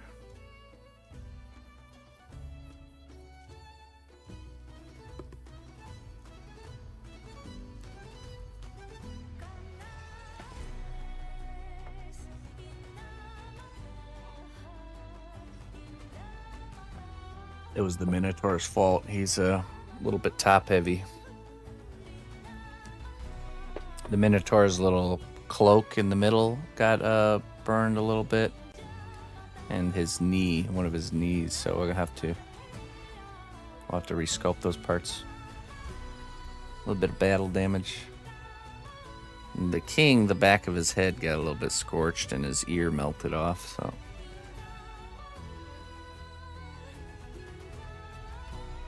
Poor guy.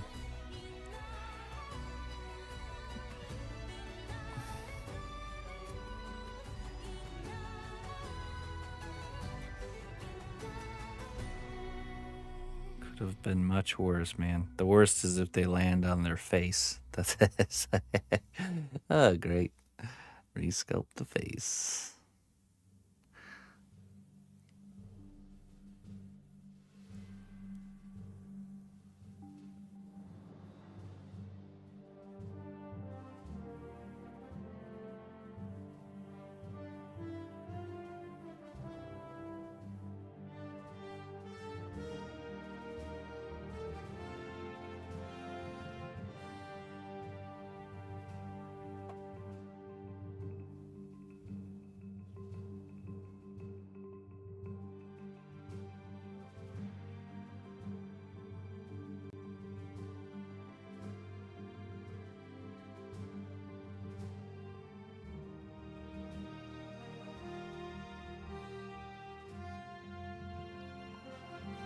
Yeah, for real. Yeah, exactly. Just a little bit more work.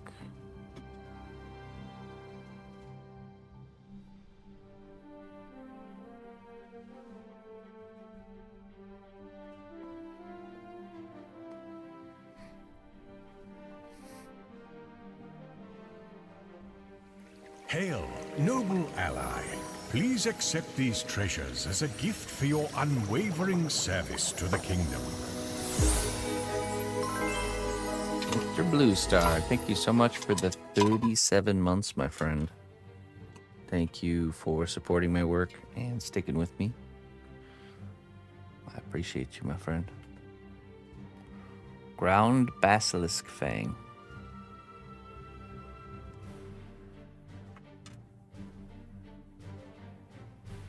Fingerprints? Yes, it does.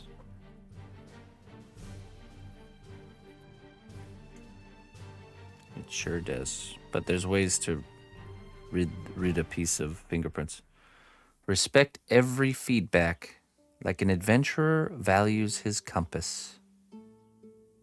They are the guides that lead you to improve. That's right. And remember, the more true the feedback, the more likely you are to react in anger. So be aware of that. That knee-jerk reaction shows you that this is probably something true. What is this? Seeds here.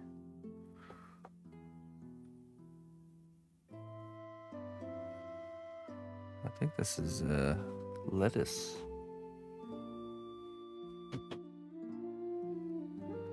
Can't accept the truth. We're all human. It's okay to have a knee-jerk reaction like that, but it's good to reflect and realize that, you know, maybe this person's saying something that's true. I should consider it. Humble yourself and consider it. What do you mean by that, Chris? How's your discomfort going this week, Clayton?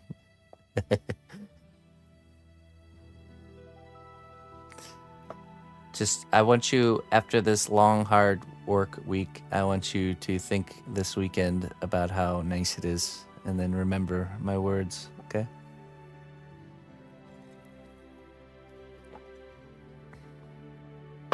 The reprieve from your labors.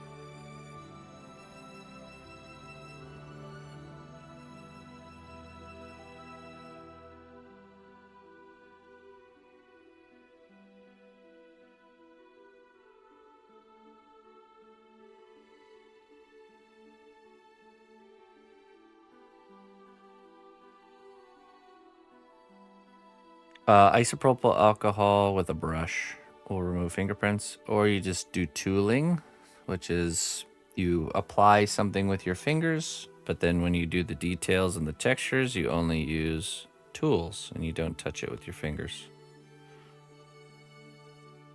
Both ways work well.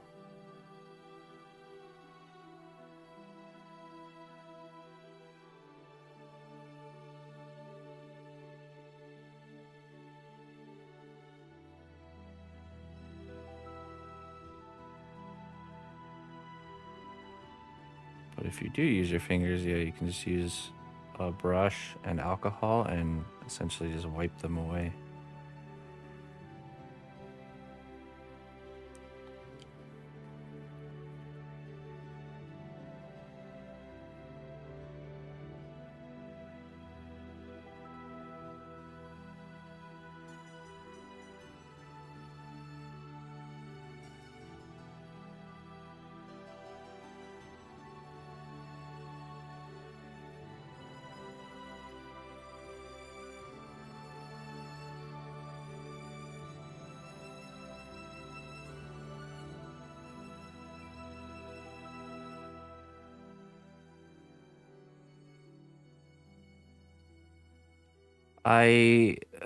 I sign a certificate of authenticity, and then all my work comes with a cnotbusch stamp, which I think I have an example of here.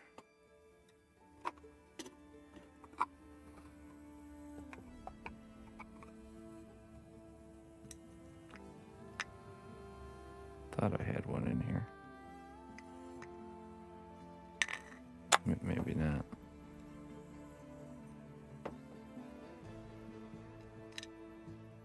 Oh, you know what? I think it's...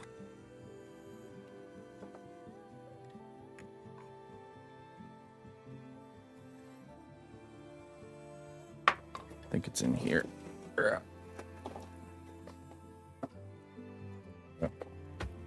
So are a bunch of dragon wings.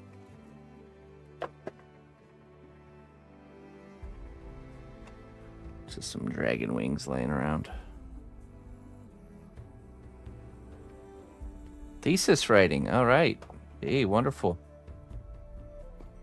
You're not the first person I've, joined on the adventure of, grad school or college.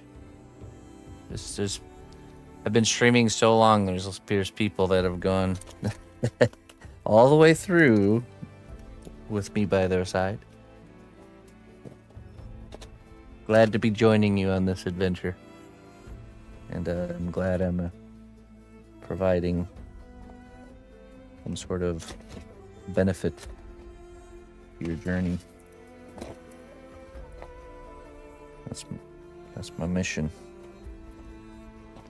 I thought I had one in here somewhere. Anyways, I have a stamp that has my logo on it. Do I have a piece I could show you? The pirate.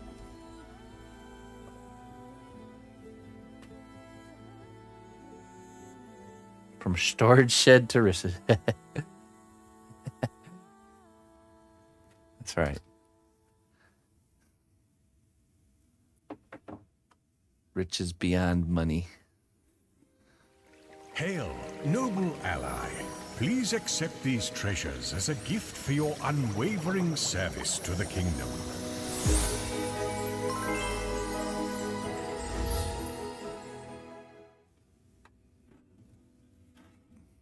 Captain Sabretooth, I summon you.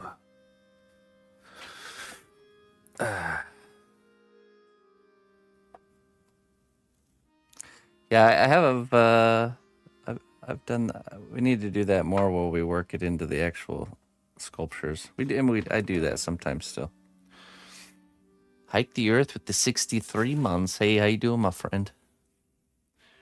Hey, thank you very much for sticking with me and supporting me through thick and thin. Let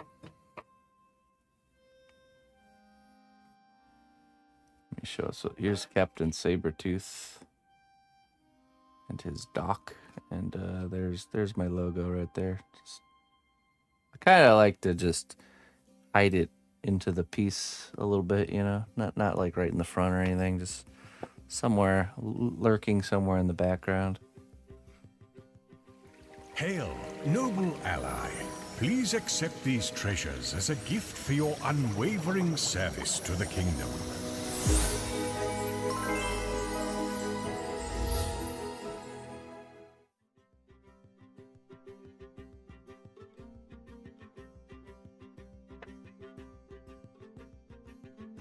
Ollie Schlemazel with the 60 months. Look at you two.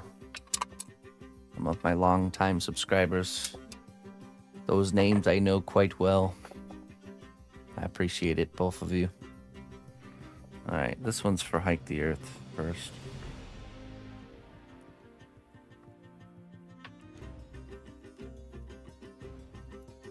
Ooh.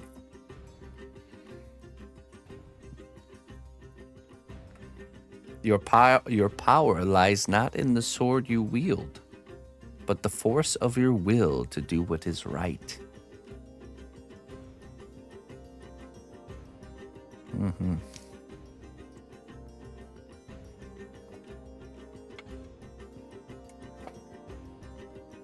Deadly Nightshade for you, Polly Schlemazel.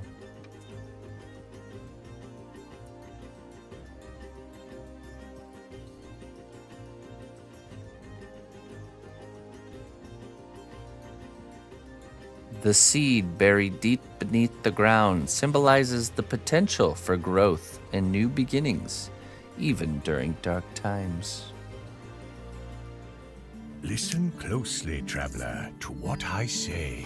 Twitch Prime does not even cost a dime. Okay. I understand that you want some wisdom here. But I have unfortunate news for you, my friend. I am very thankful and appreciative of your Prime sub for 2 months. But you do need to become a regular tier 1, 2, or 3 subscriber for a wisdom. Or if you gift 5 or more subs, you can get a wisdom as well.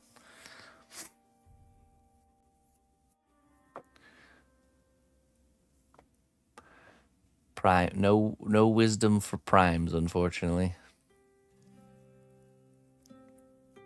Look, if it's Twitch's fault, I'm just gonna say that. But I am very thankful. Thank you for your support.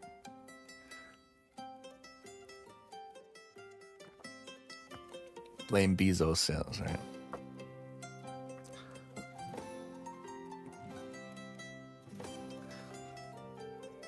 I find this kind of sculpting relaxing. So, hey, folks over on Kick, let me apologize. Yesterday, for some reason, my restream chat isn't working with Kick right now, so I have a separate chat, and I didn't realize that yesterday, so.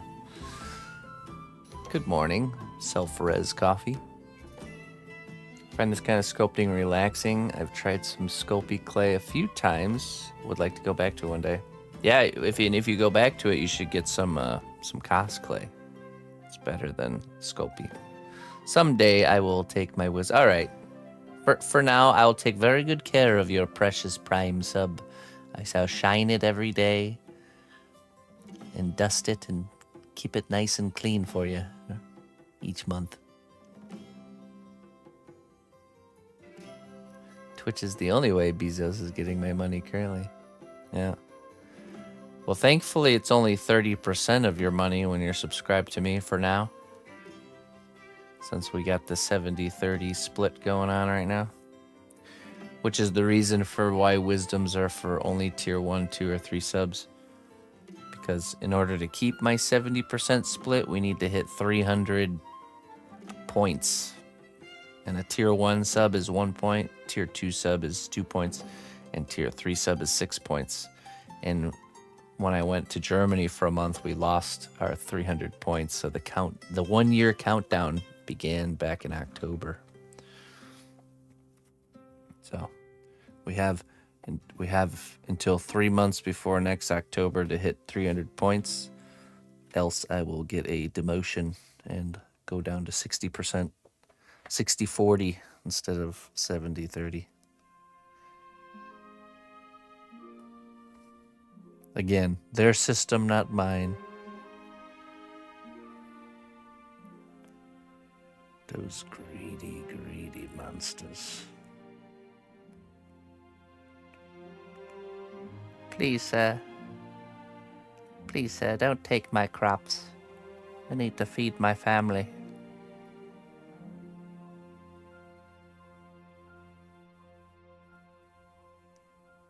You can keep your crops. We will take your hands as punishment.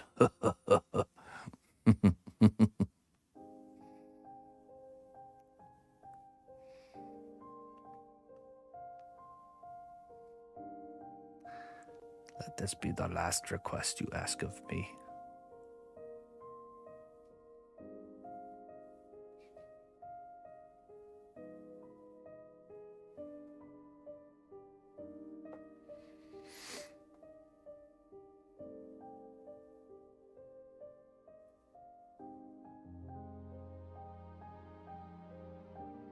Wonder how his hands will be of service.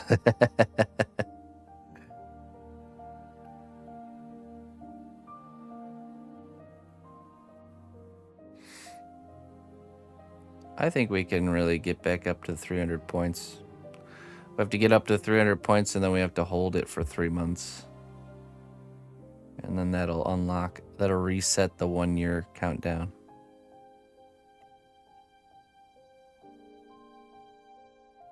So if anyone out there wants to help this goal,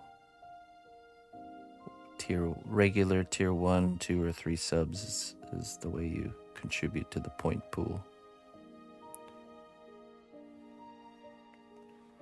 Gifted subs and prime subs do not contribute to this goal, but it does contribute to supporting my work. So whatever works best for everybody.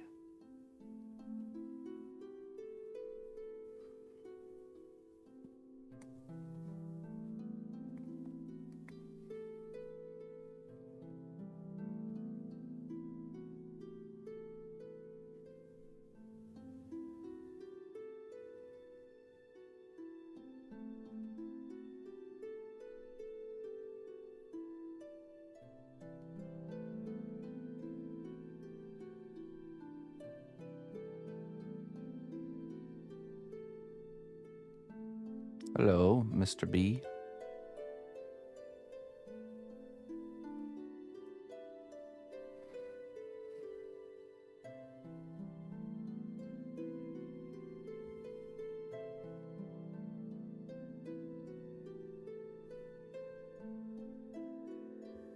I'll go grab the Minotaur and the King a little bit here once they've cooled down so we can assess the damage.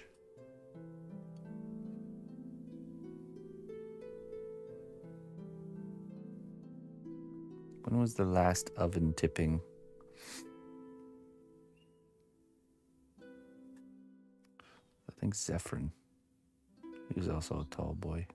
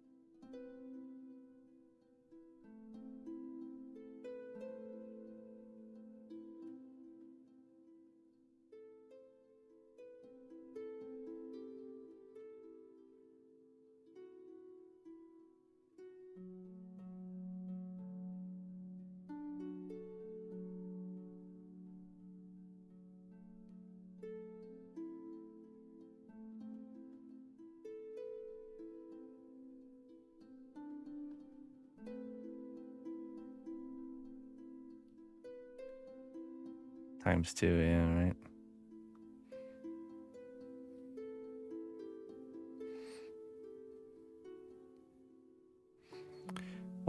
What catches you off guard is when you first build the frame for these, it doesn't have all the weight on it yet.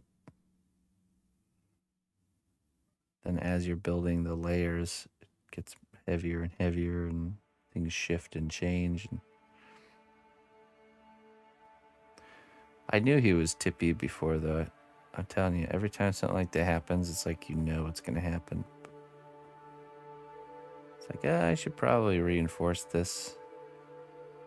And there's always that voice that's like, nah, it'll be fine. What a fool.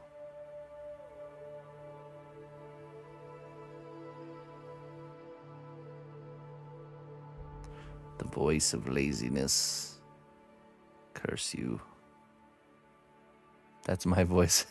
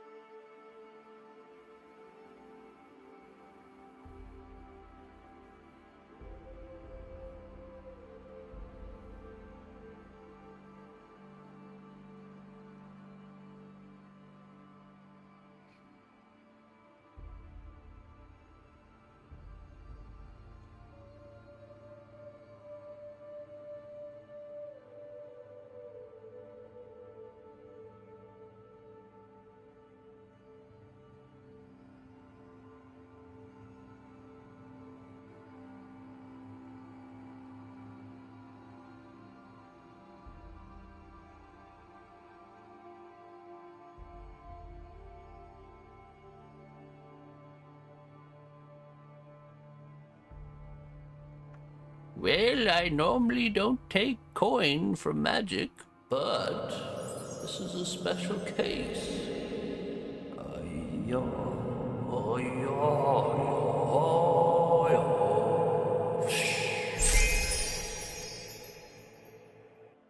For the family and continued enjoyment. Hey, Finzilla, thank you very much for that $30 tip. And it's actually contributing to our class fund here. So thank you very much for chipping in for that, Finzilla. Appreciate that very much. Thank you for your support. Yeah, for those that don't know, I have a free class available for anyone wanting to learn. And it's just kind of like a crowd-funded thing. So we just began the first lesson of the How to Sculpt a Robot class this last Sunday. So these videos will be saved permanently for anyone that wants to learn, to follow along, and to learn. So this is the third class we've done. We have how to sculpt a woodland gremlin, how to sculpt a dragon, and now how to sculpt a robot. This is the design I came up with for our robot class on Sunday. He's a adventuring combustion powered robot. The classes are at 9 a.m. on Sunday morning. They usually run for 2 hours, around 2 hours. And yeah, you don't have to catch the live. You can watch the videos. And what you do is you just follow along. I'm very informative on the steps that you need to do. Follow along as best you can. And then post your work on Discord. And every week on Discord, I check and give feedback. So yeah. You can also find information like the material lists and all that stuff over on Discord. So, yeah. There's a whole section for the class stuff. And you can be at any stage of the class, and you can even be doing other classes like the dragon class or the woodland gremlin class and still post your work, and I check those every week. So on Sunday.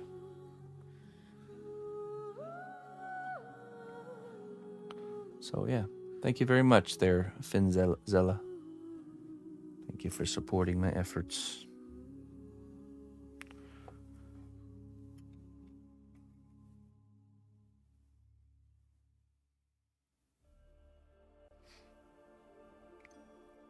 We're getting close. We're definitely 2/3 of the way, definitely well over 2/3 of the way fully funded here for the robot class. And the next class has already been chosen and funded. So I had a person from our community come forward and want to get a certain type of project done, and wanted to, for the sake of making a class out of it. So they commissioned the piece and then also paid what it would cost to raise funds for the class. So it's a pretty cool deal. Where are the videos? On YouTube, there's playlists, and on Twitch, but I'm not sure how long they'll be on Twitch because they've changed the way that the VOD system is going to work. So, but yeah, just go to my playlists over on YouTube and you'll find them. I think you could do exclamation point. Is it class 1, class 2? To get the direct link here in the chat.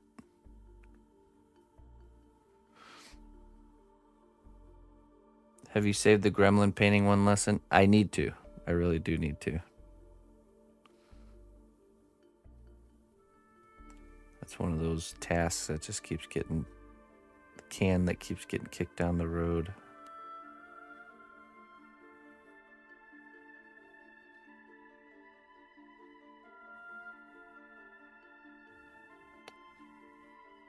Actually, when does... Yes? You like this? Do I like that? What do you want? Do you want it? Yeah, sure. A cheese? I'll have a cheese. Baby Bell. A little snack.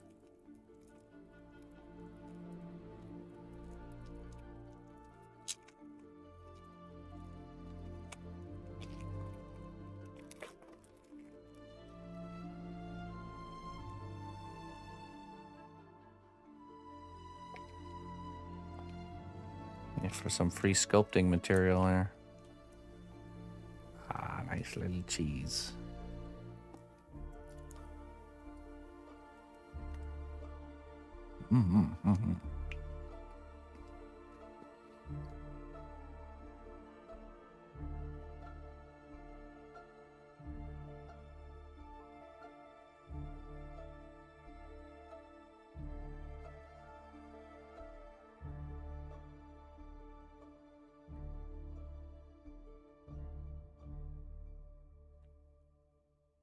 Oh, that's weird. Why didn't it pop up?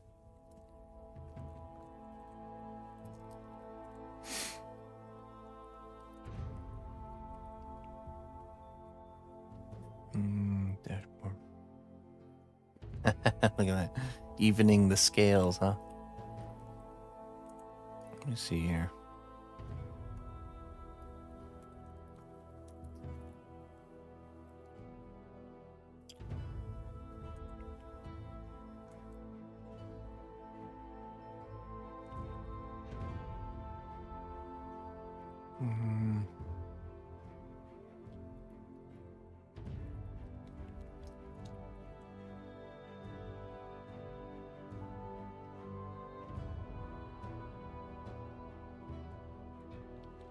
Yeah, it's weird.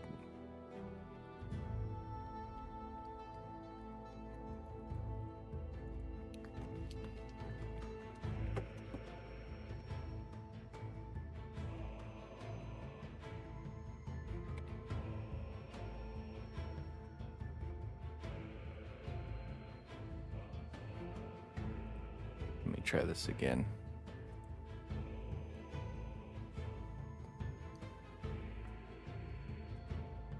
There we go. Spare a coin for an old beggar. Hey, thank you. Thank you very much, Livy Deluxe. I appreciate that.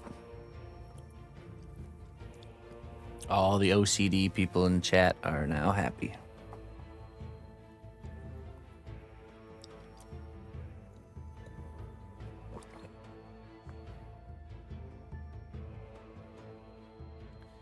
Wendigo, hey, that's a wonderful thing, man. Awesome. You're winning the battle of your mind.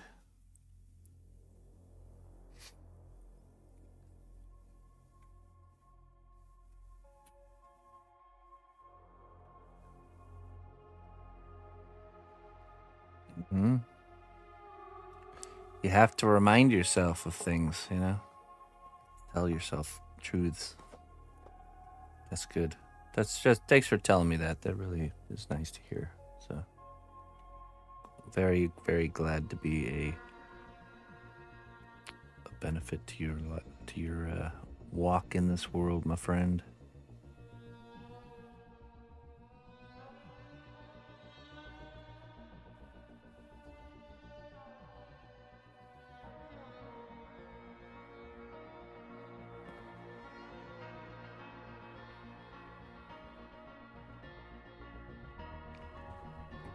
Stay on the path.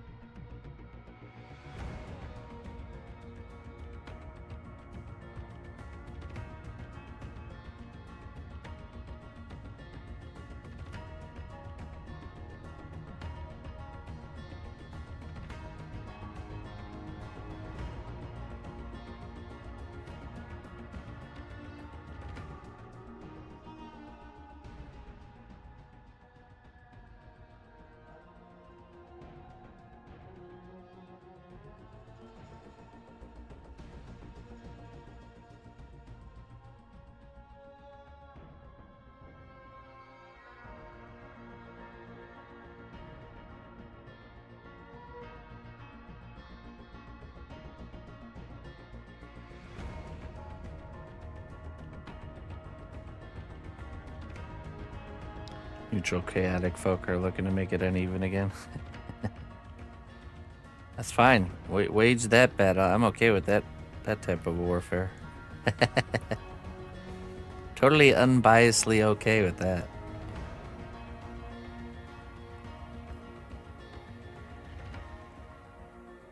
It's looking a little bit too even here. Just saying.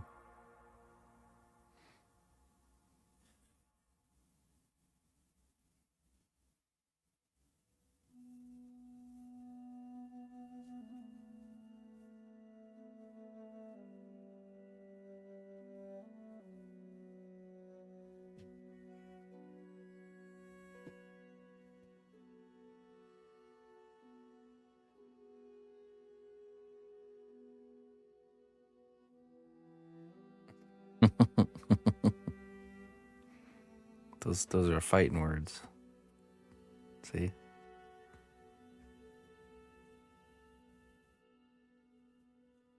Time to rise, chaotic neutral people. Now's your time. Strike the beast while it's wounded.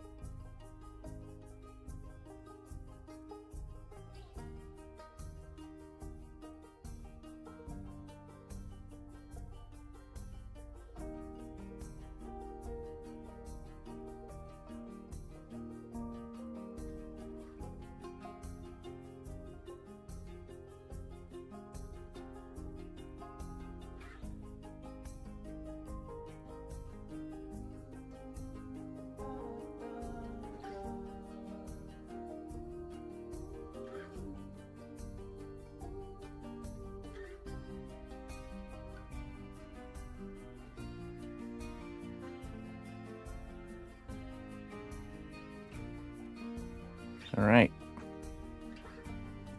That's the damage. This fella right here tipped over on his face.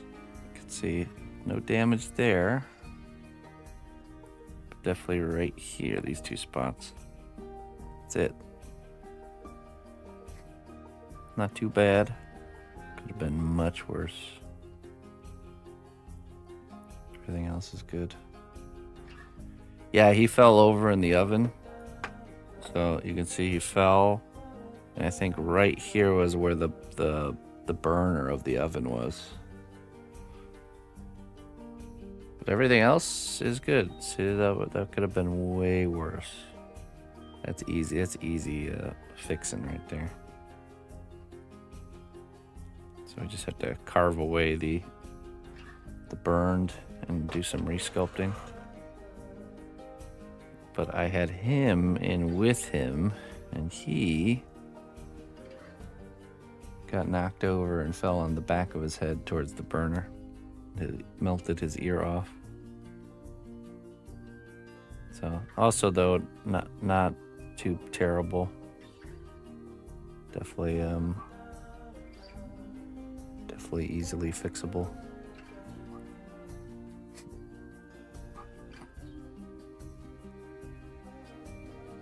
Lend me your ear.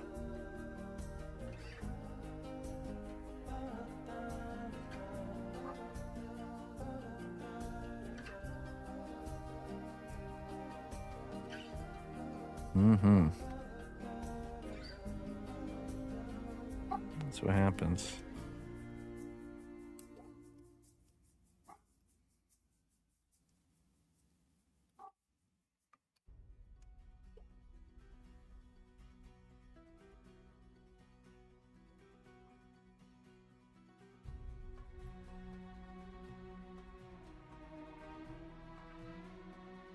That's what happens. So we'll have to fix his stand so that doesn't happen again before we bake him again.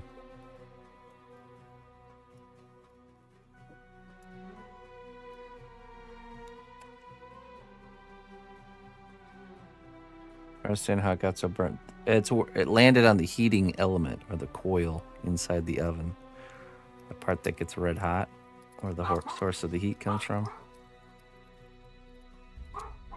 Mm-hmm.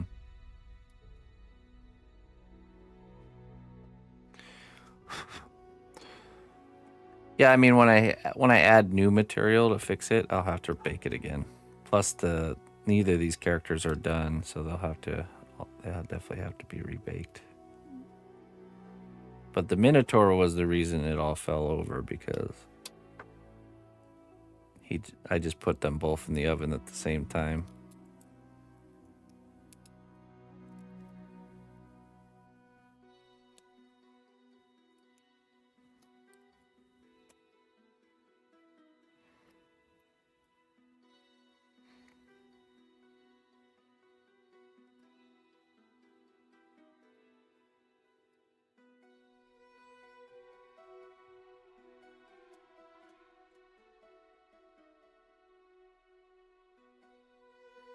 Yeah, the Minotaur did.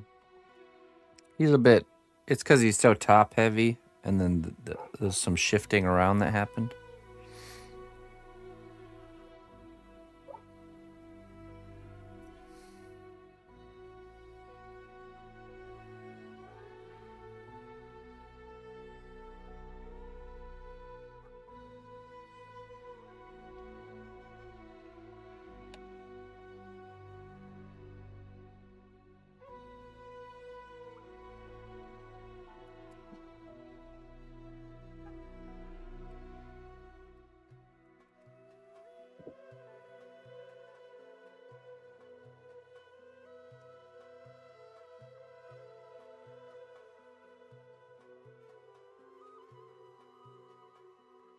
No, definitely had way worse.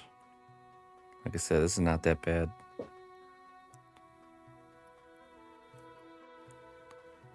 Probably the worst one was Zephyrin. He fell over, his head fell off and cracked, and I had to resculpt the whole face. I had to do the burn, and then I had to fix the burn damage, and then guess what? He fell over again in the exact same spot.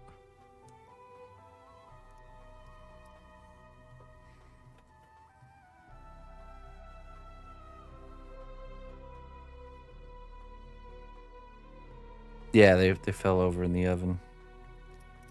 Well, yeah. I had the Minotaur in there with this guy, and the Minotaur fell over and knocked the king down with him. And great was the fall of the king.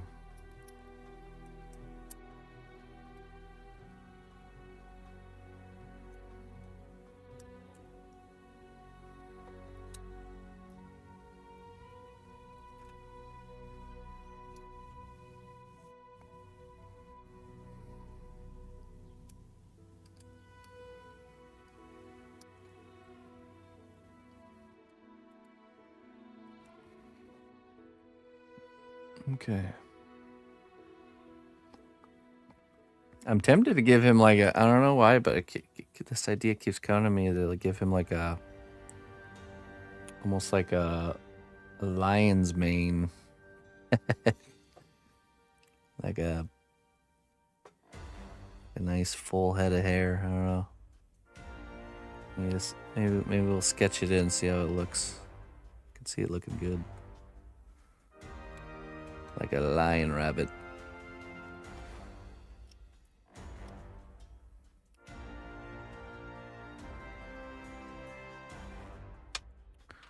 Let's see how it looks.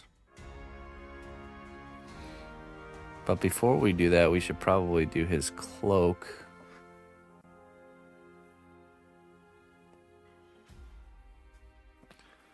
Oh, nice, Kelsey. Wonderful. Getting into the chess world, huh? Yeah, if you can make it, you can fix it. Usually fixing things is actually quicker than making them from scratch, you know, so it's never a problem. It's just more work. That's fine. It's a lesson to be learned. And if you don't learn from it, it'll happen again. That's the thing. What is the lesson? The lesson is I noticed that this was kind of a little bit wobbly a long time ago, and I didn't do anything about it. I just assumed it would be fine. So the lesson is to address the issue. White, all I would have to do is just put a piece of plywood on the bottom of this, drill it in there, just to widen the base. Then it would be fine. So it's a very top-heavy character with a very narrow base, so it needs to be addressed, not ignored. I'll appreciate the not. It's true. When I bake something and it doesn't burn, I'm much happier about that now. See how that works? It's true. I now have a contrast of this is what a not so good baking session feels like. It's the pain that will make me learn. The more painful a mistake is, the more likely it is to stick in your mind. So you'll learn from it.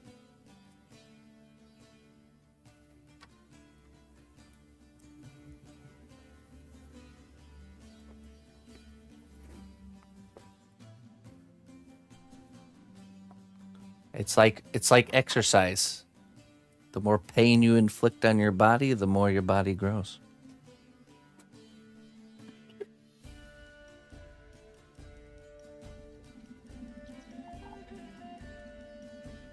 The harder it is for you to lift the weight, the more your muscles will grow from it.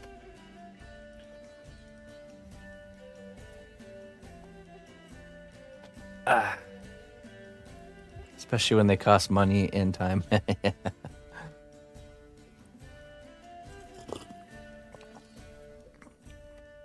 But we will turn this into a benefit because this sparks this idea of this design change on our piece, which I bet you will end up looking better than our original plan. So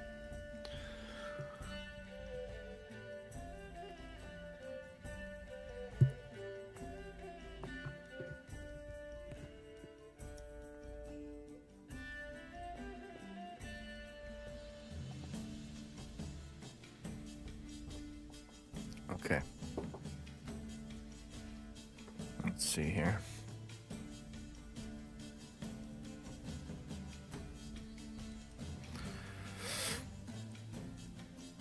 I'm tempted to do a armature for his cloak using some steel stick, and then we will whatchamacallit, sculpt on top of that.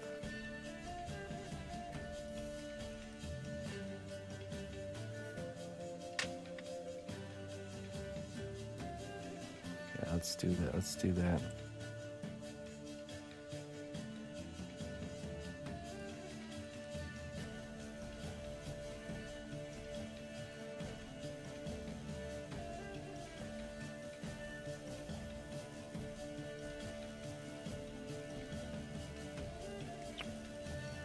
Or I wonder if we use foil.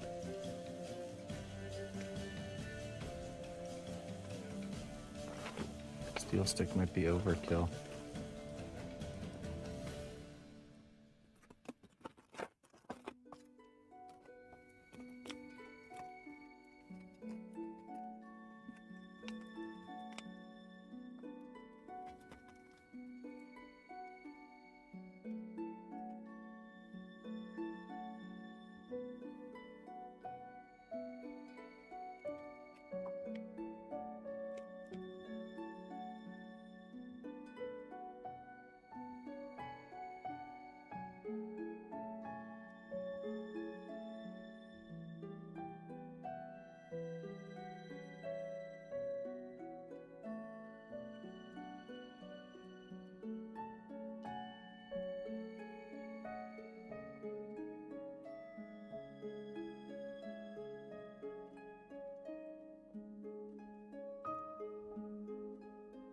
It's a good length.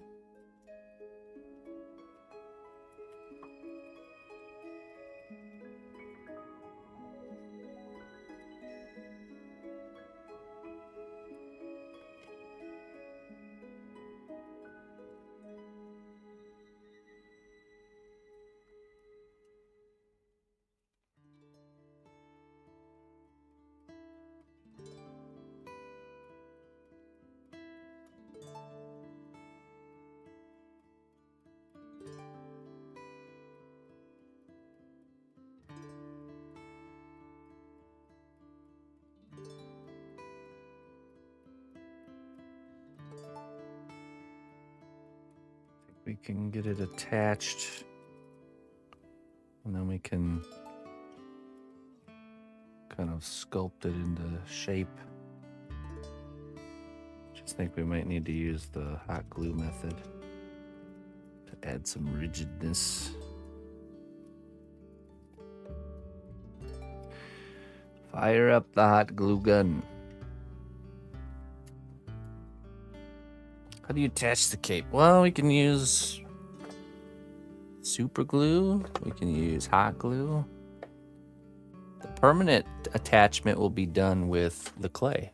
So the clay itself will cause it to stay permanently. All we need to do is tack it on temporarily while we're sculpting. So, I'll probably just use some hot glue. Maybe, actually, I'll use super glue to attach it, and then I'll use hot glue to strengthen it. This magical thing happens when you put hot glue between a piece of foil. I also think we should do...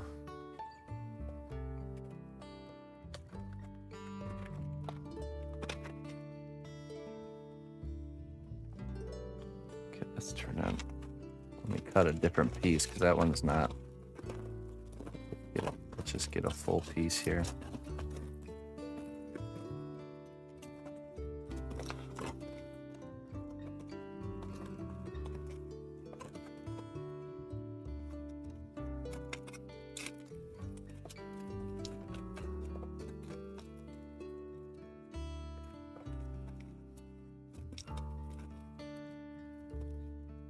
Actually, it's a good idea to put the bend at the bottom so the hot glue doesn't leak out.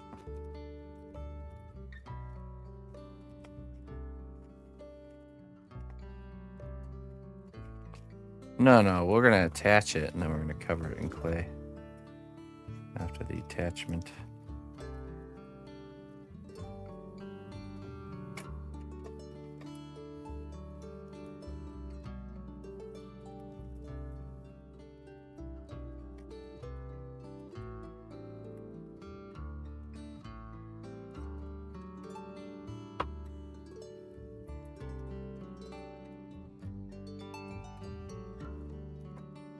It is okay to bake hot glue, but it will heat the glue back up and it'll melt. So you have to, anytime you use hot glue in a piece, you gotta always make sure you put like foil underneath or something to catch any potential drips.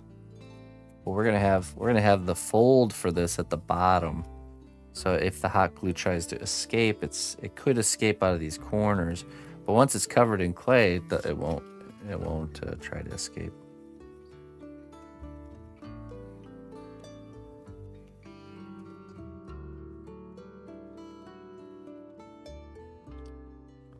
I wonder if a good method is we hot glue this and then we can use the heat gun to reheat the glue to readjust the shape. I wonder if that's how we do this. Let's just put this on here.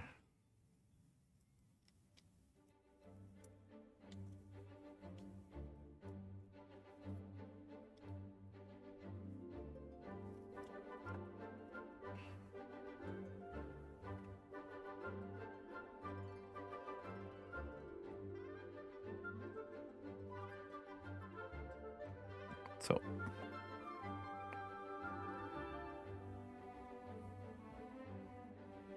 very wide. Yeah, we're gonna narrow it. Don't worry, we're gonna shape it. We're gonna get some folds in there and it's gonna go more kind of streamlined with the body, but we want to get it attached first, I think. Attached first, and then we can start punching some folds into it.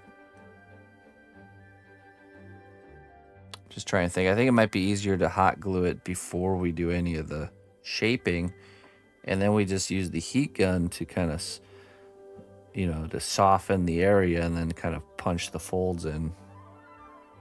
That'll give us a nice cape armature. Because I want his cape to be pretty glamorous, elegant. A proper kingly cape. So is this ready to go? Okay, I need a paper towel. This will do. This will do just fine. Okay.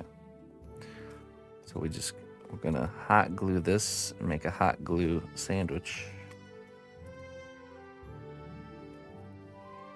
And this magical thing happens where the foil structure gets extremely durable.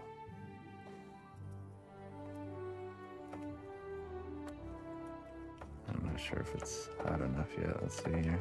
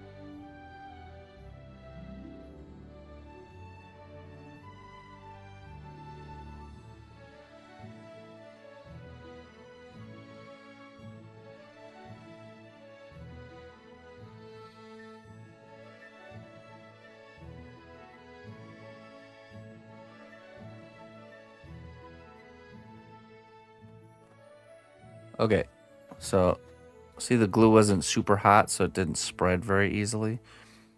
So let's heat it up with the hot glue gun, or the heat gun, and then see if I can spread it out a little bit better.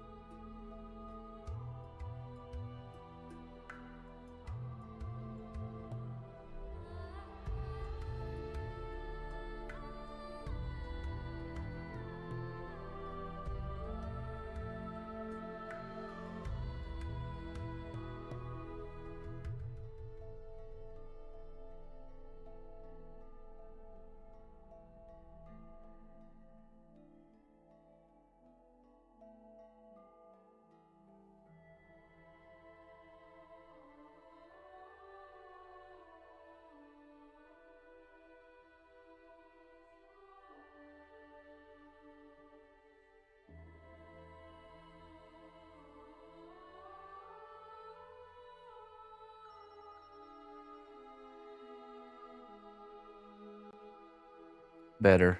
Not perfect, but good enough.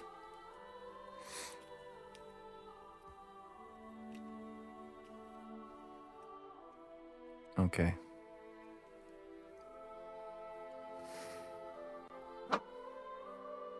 Now we use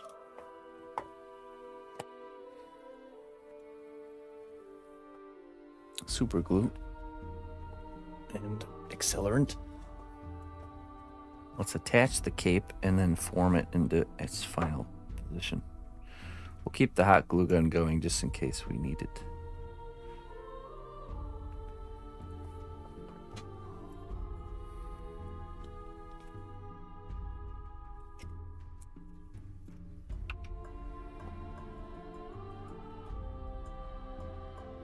Drop there, drop there.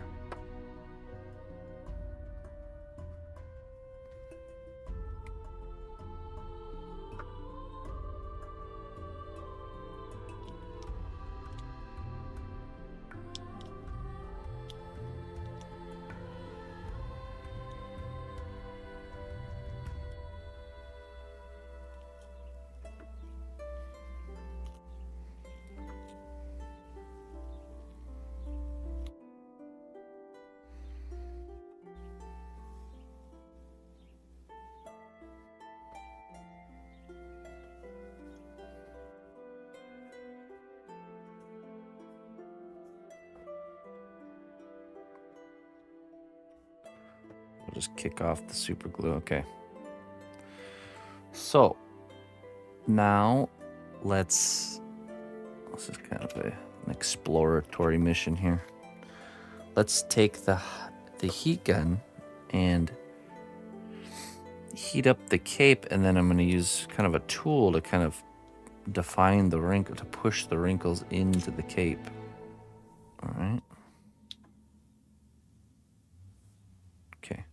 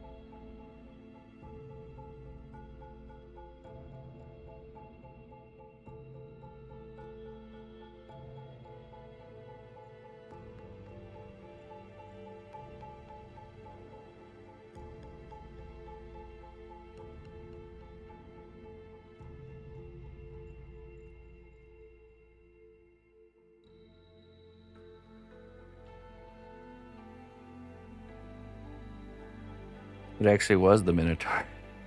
It was. I baked the king with the Minotaur, and the Minotaur fell over on his face. And he took the king with him. Melted off his ear.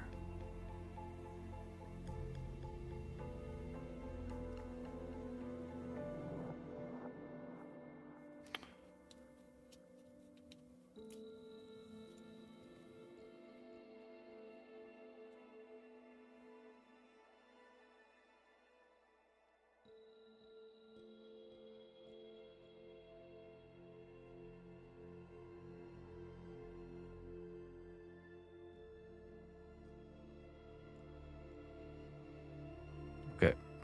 Now we'll do this side. Kind of want to get this part attached to the back of him there a little bit more.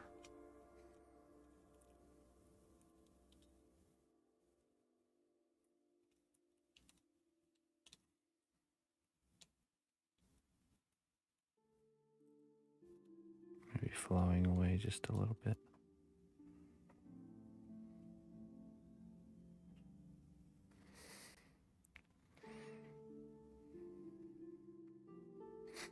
All right, let's just heat gun it and see what we can do.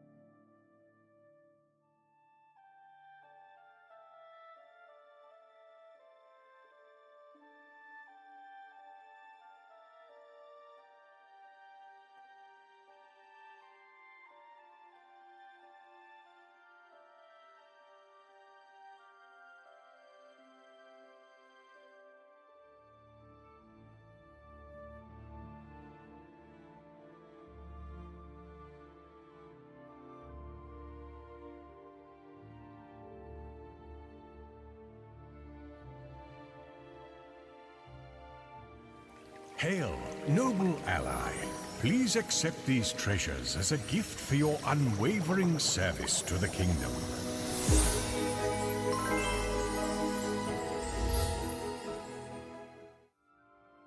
Hey, Spawn Chiller. 74 months of support. Thank you so much. Let me just finish this really quick so I don't... Before it cools down. I'll get you your wisdom, my friend. Thank you very much for your support over the years.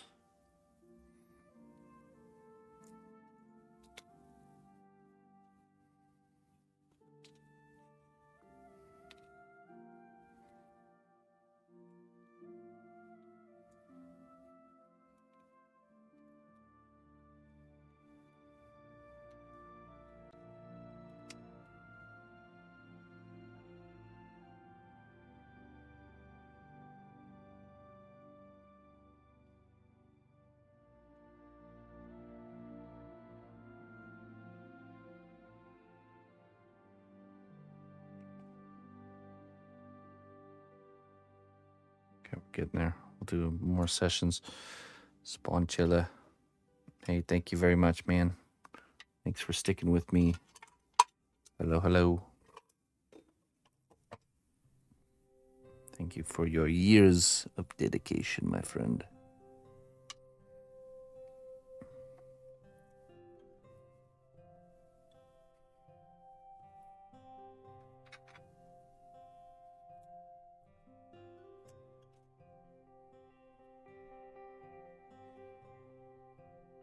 In the labyrinth of fate, courage is the lantern that illuminates your path.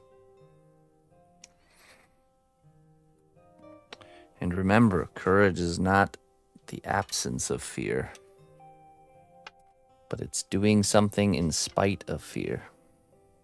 The fear is there, but you face it anyways. That is courage and bravery.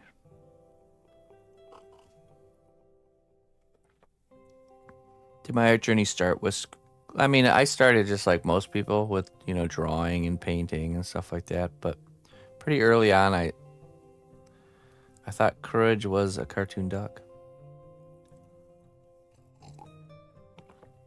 You know what? That cartoon is the perfect embodiment of courage, if you think about it. He's super cowardly and afraid, but he faces it anyways to, save his owners. Yeah, that just dawned on me that cartoon is actually the perfect embodiment of courage. I love that one. Yeah. He's terribly afraid of something, but he's facing it anyways every time. For he must. I always wanted to go back and make sculptures of all my favorite cartoons from growing up. Someday we shall. Courage would certainly be on that list.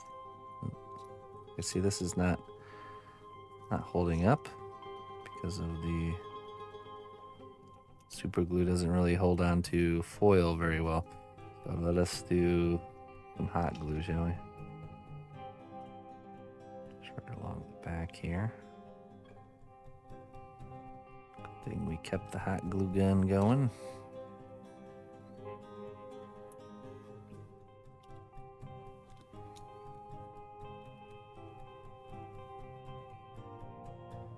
Eustace Banks.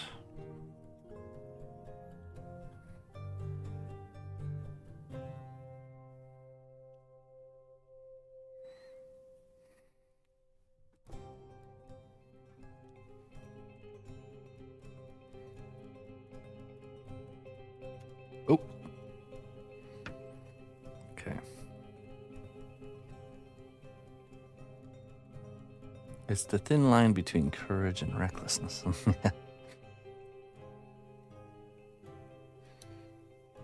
Yeah.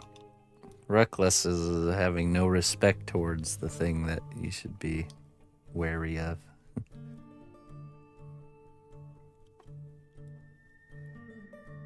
Like using a power tool and not respecting the power tool. The fact that it could very much hurt you.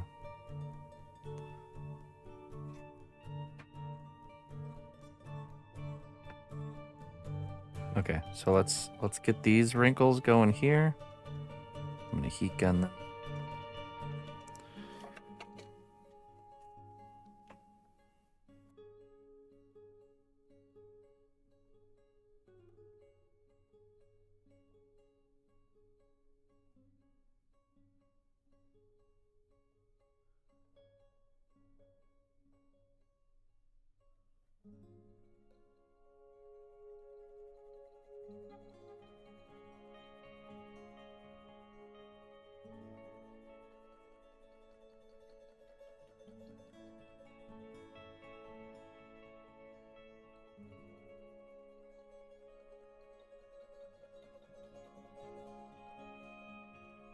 Okay, we'll see if we can get these two.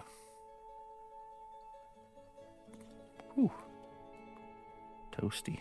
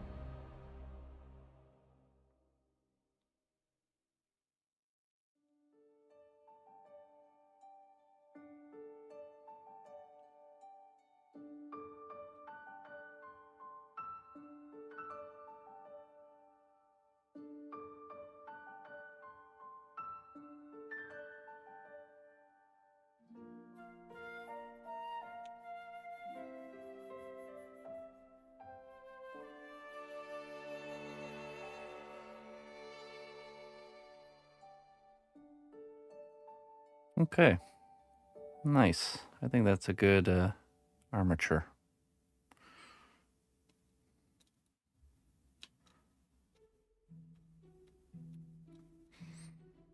Let's see here.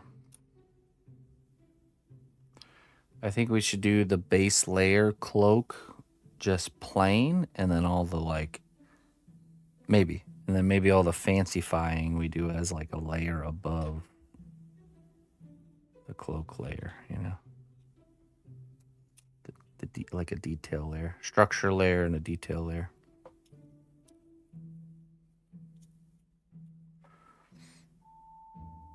So I think the best bet would be to fill the underside of the cloak first,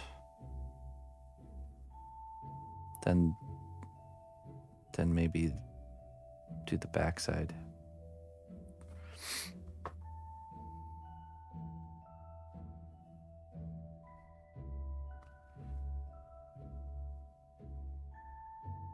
Okay, yeah, let's do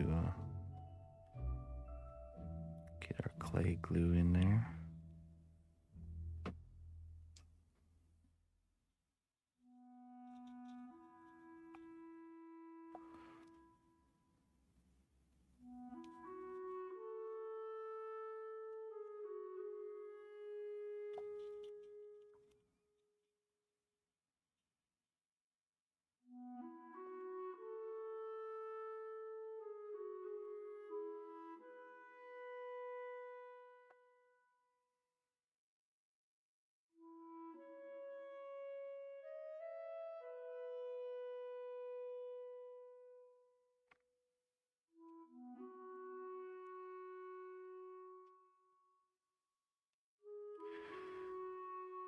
Okay, it's just start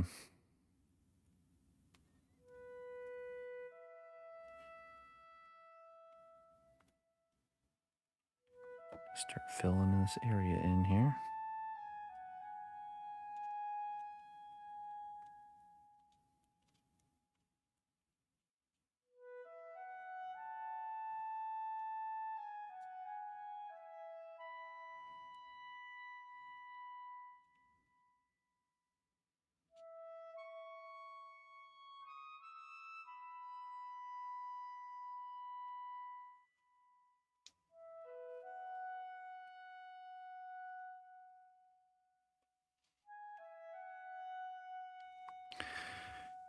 Yeah, no, we'll I mean the thing is what's holding this foil, what's adding to the structure of this foil is also the structure of the rabbit. So if we were to remove it, it would probably shift around while we're trying to sculpt it, you know. So by leaving it there, it's going to make our job easier.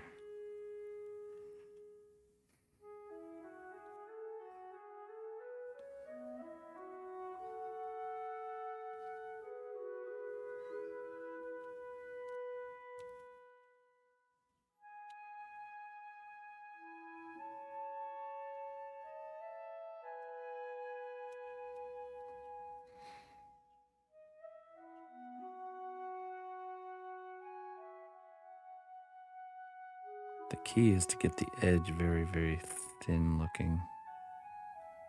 That's what really sells that idea. If you have a nice taper to a thin edge, it can be very thick, and you just don't see the thickness.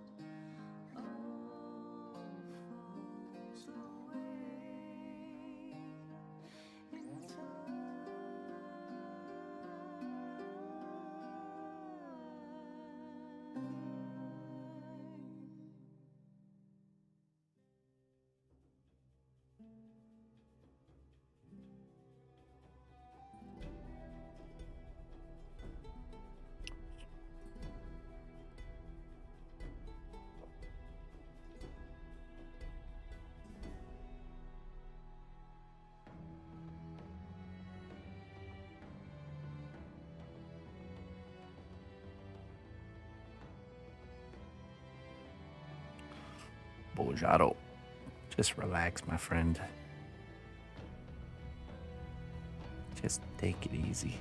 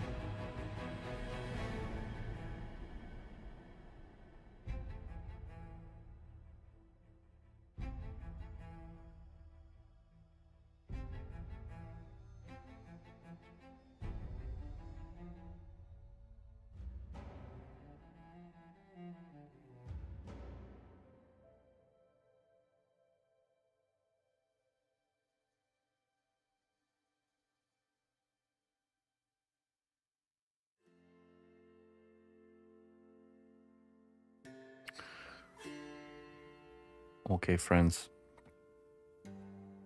We'll have to leave that there for now. We got some company coming over, and I'm gonna help prepare for guests. Guests will be arriving at the cnotbusch kingdom. I must dust the tapestries in preparation. So, I'll be back on this evening. We'll be working on a skeleton pirate piece, which is a project that is available if anyone's interested in becoming the owner of such pieces. Can be pretty awesome. So tune in this evening to see how that's going. And shoot me an email if you are interested in such piece.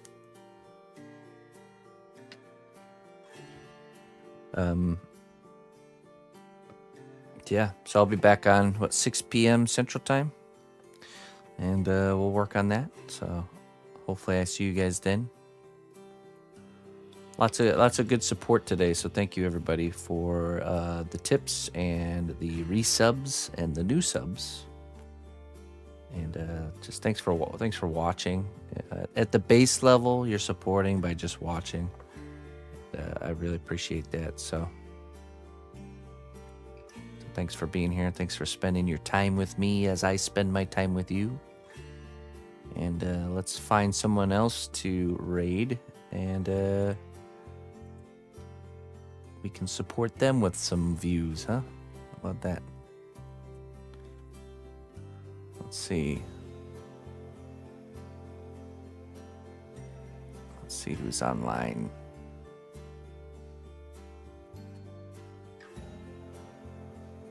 We got Mr. 18 Vix is live.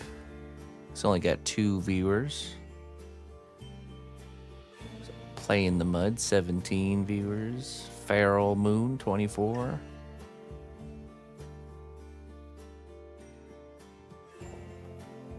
We got Asildan. I don't know if we've rated this person before. They're sculpting.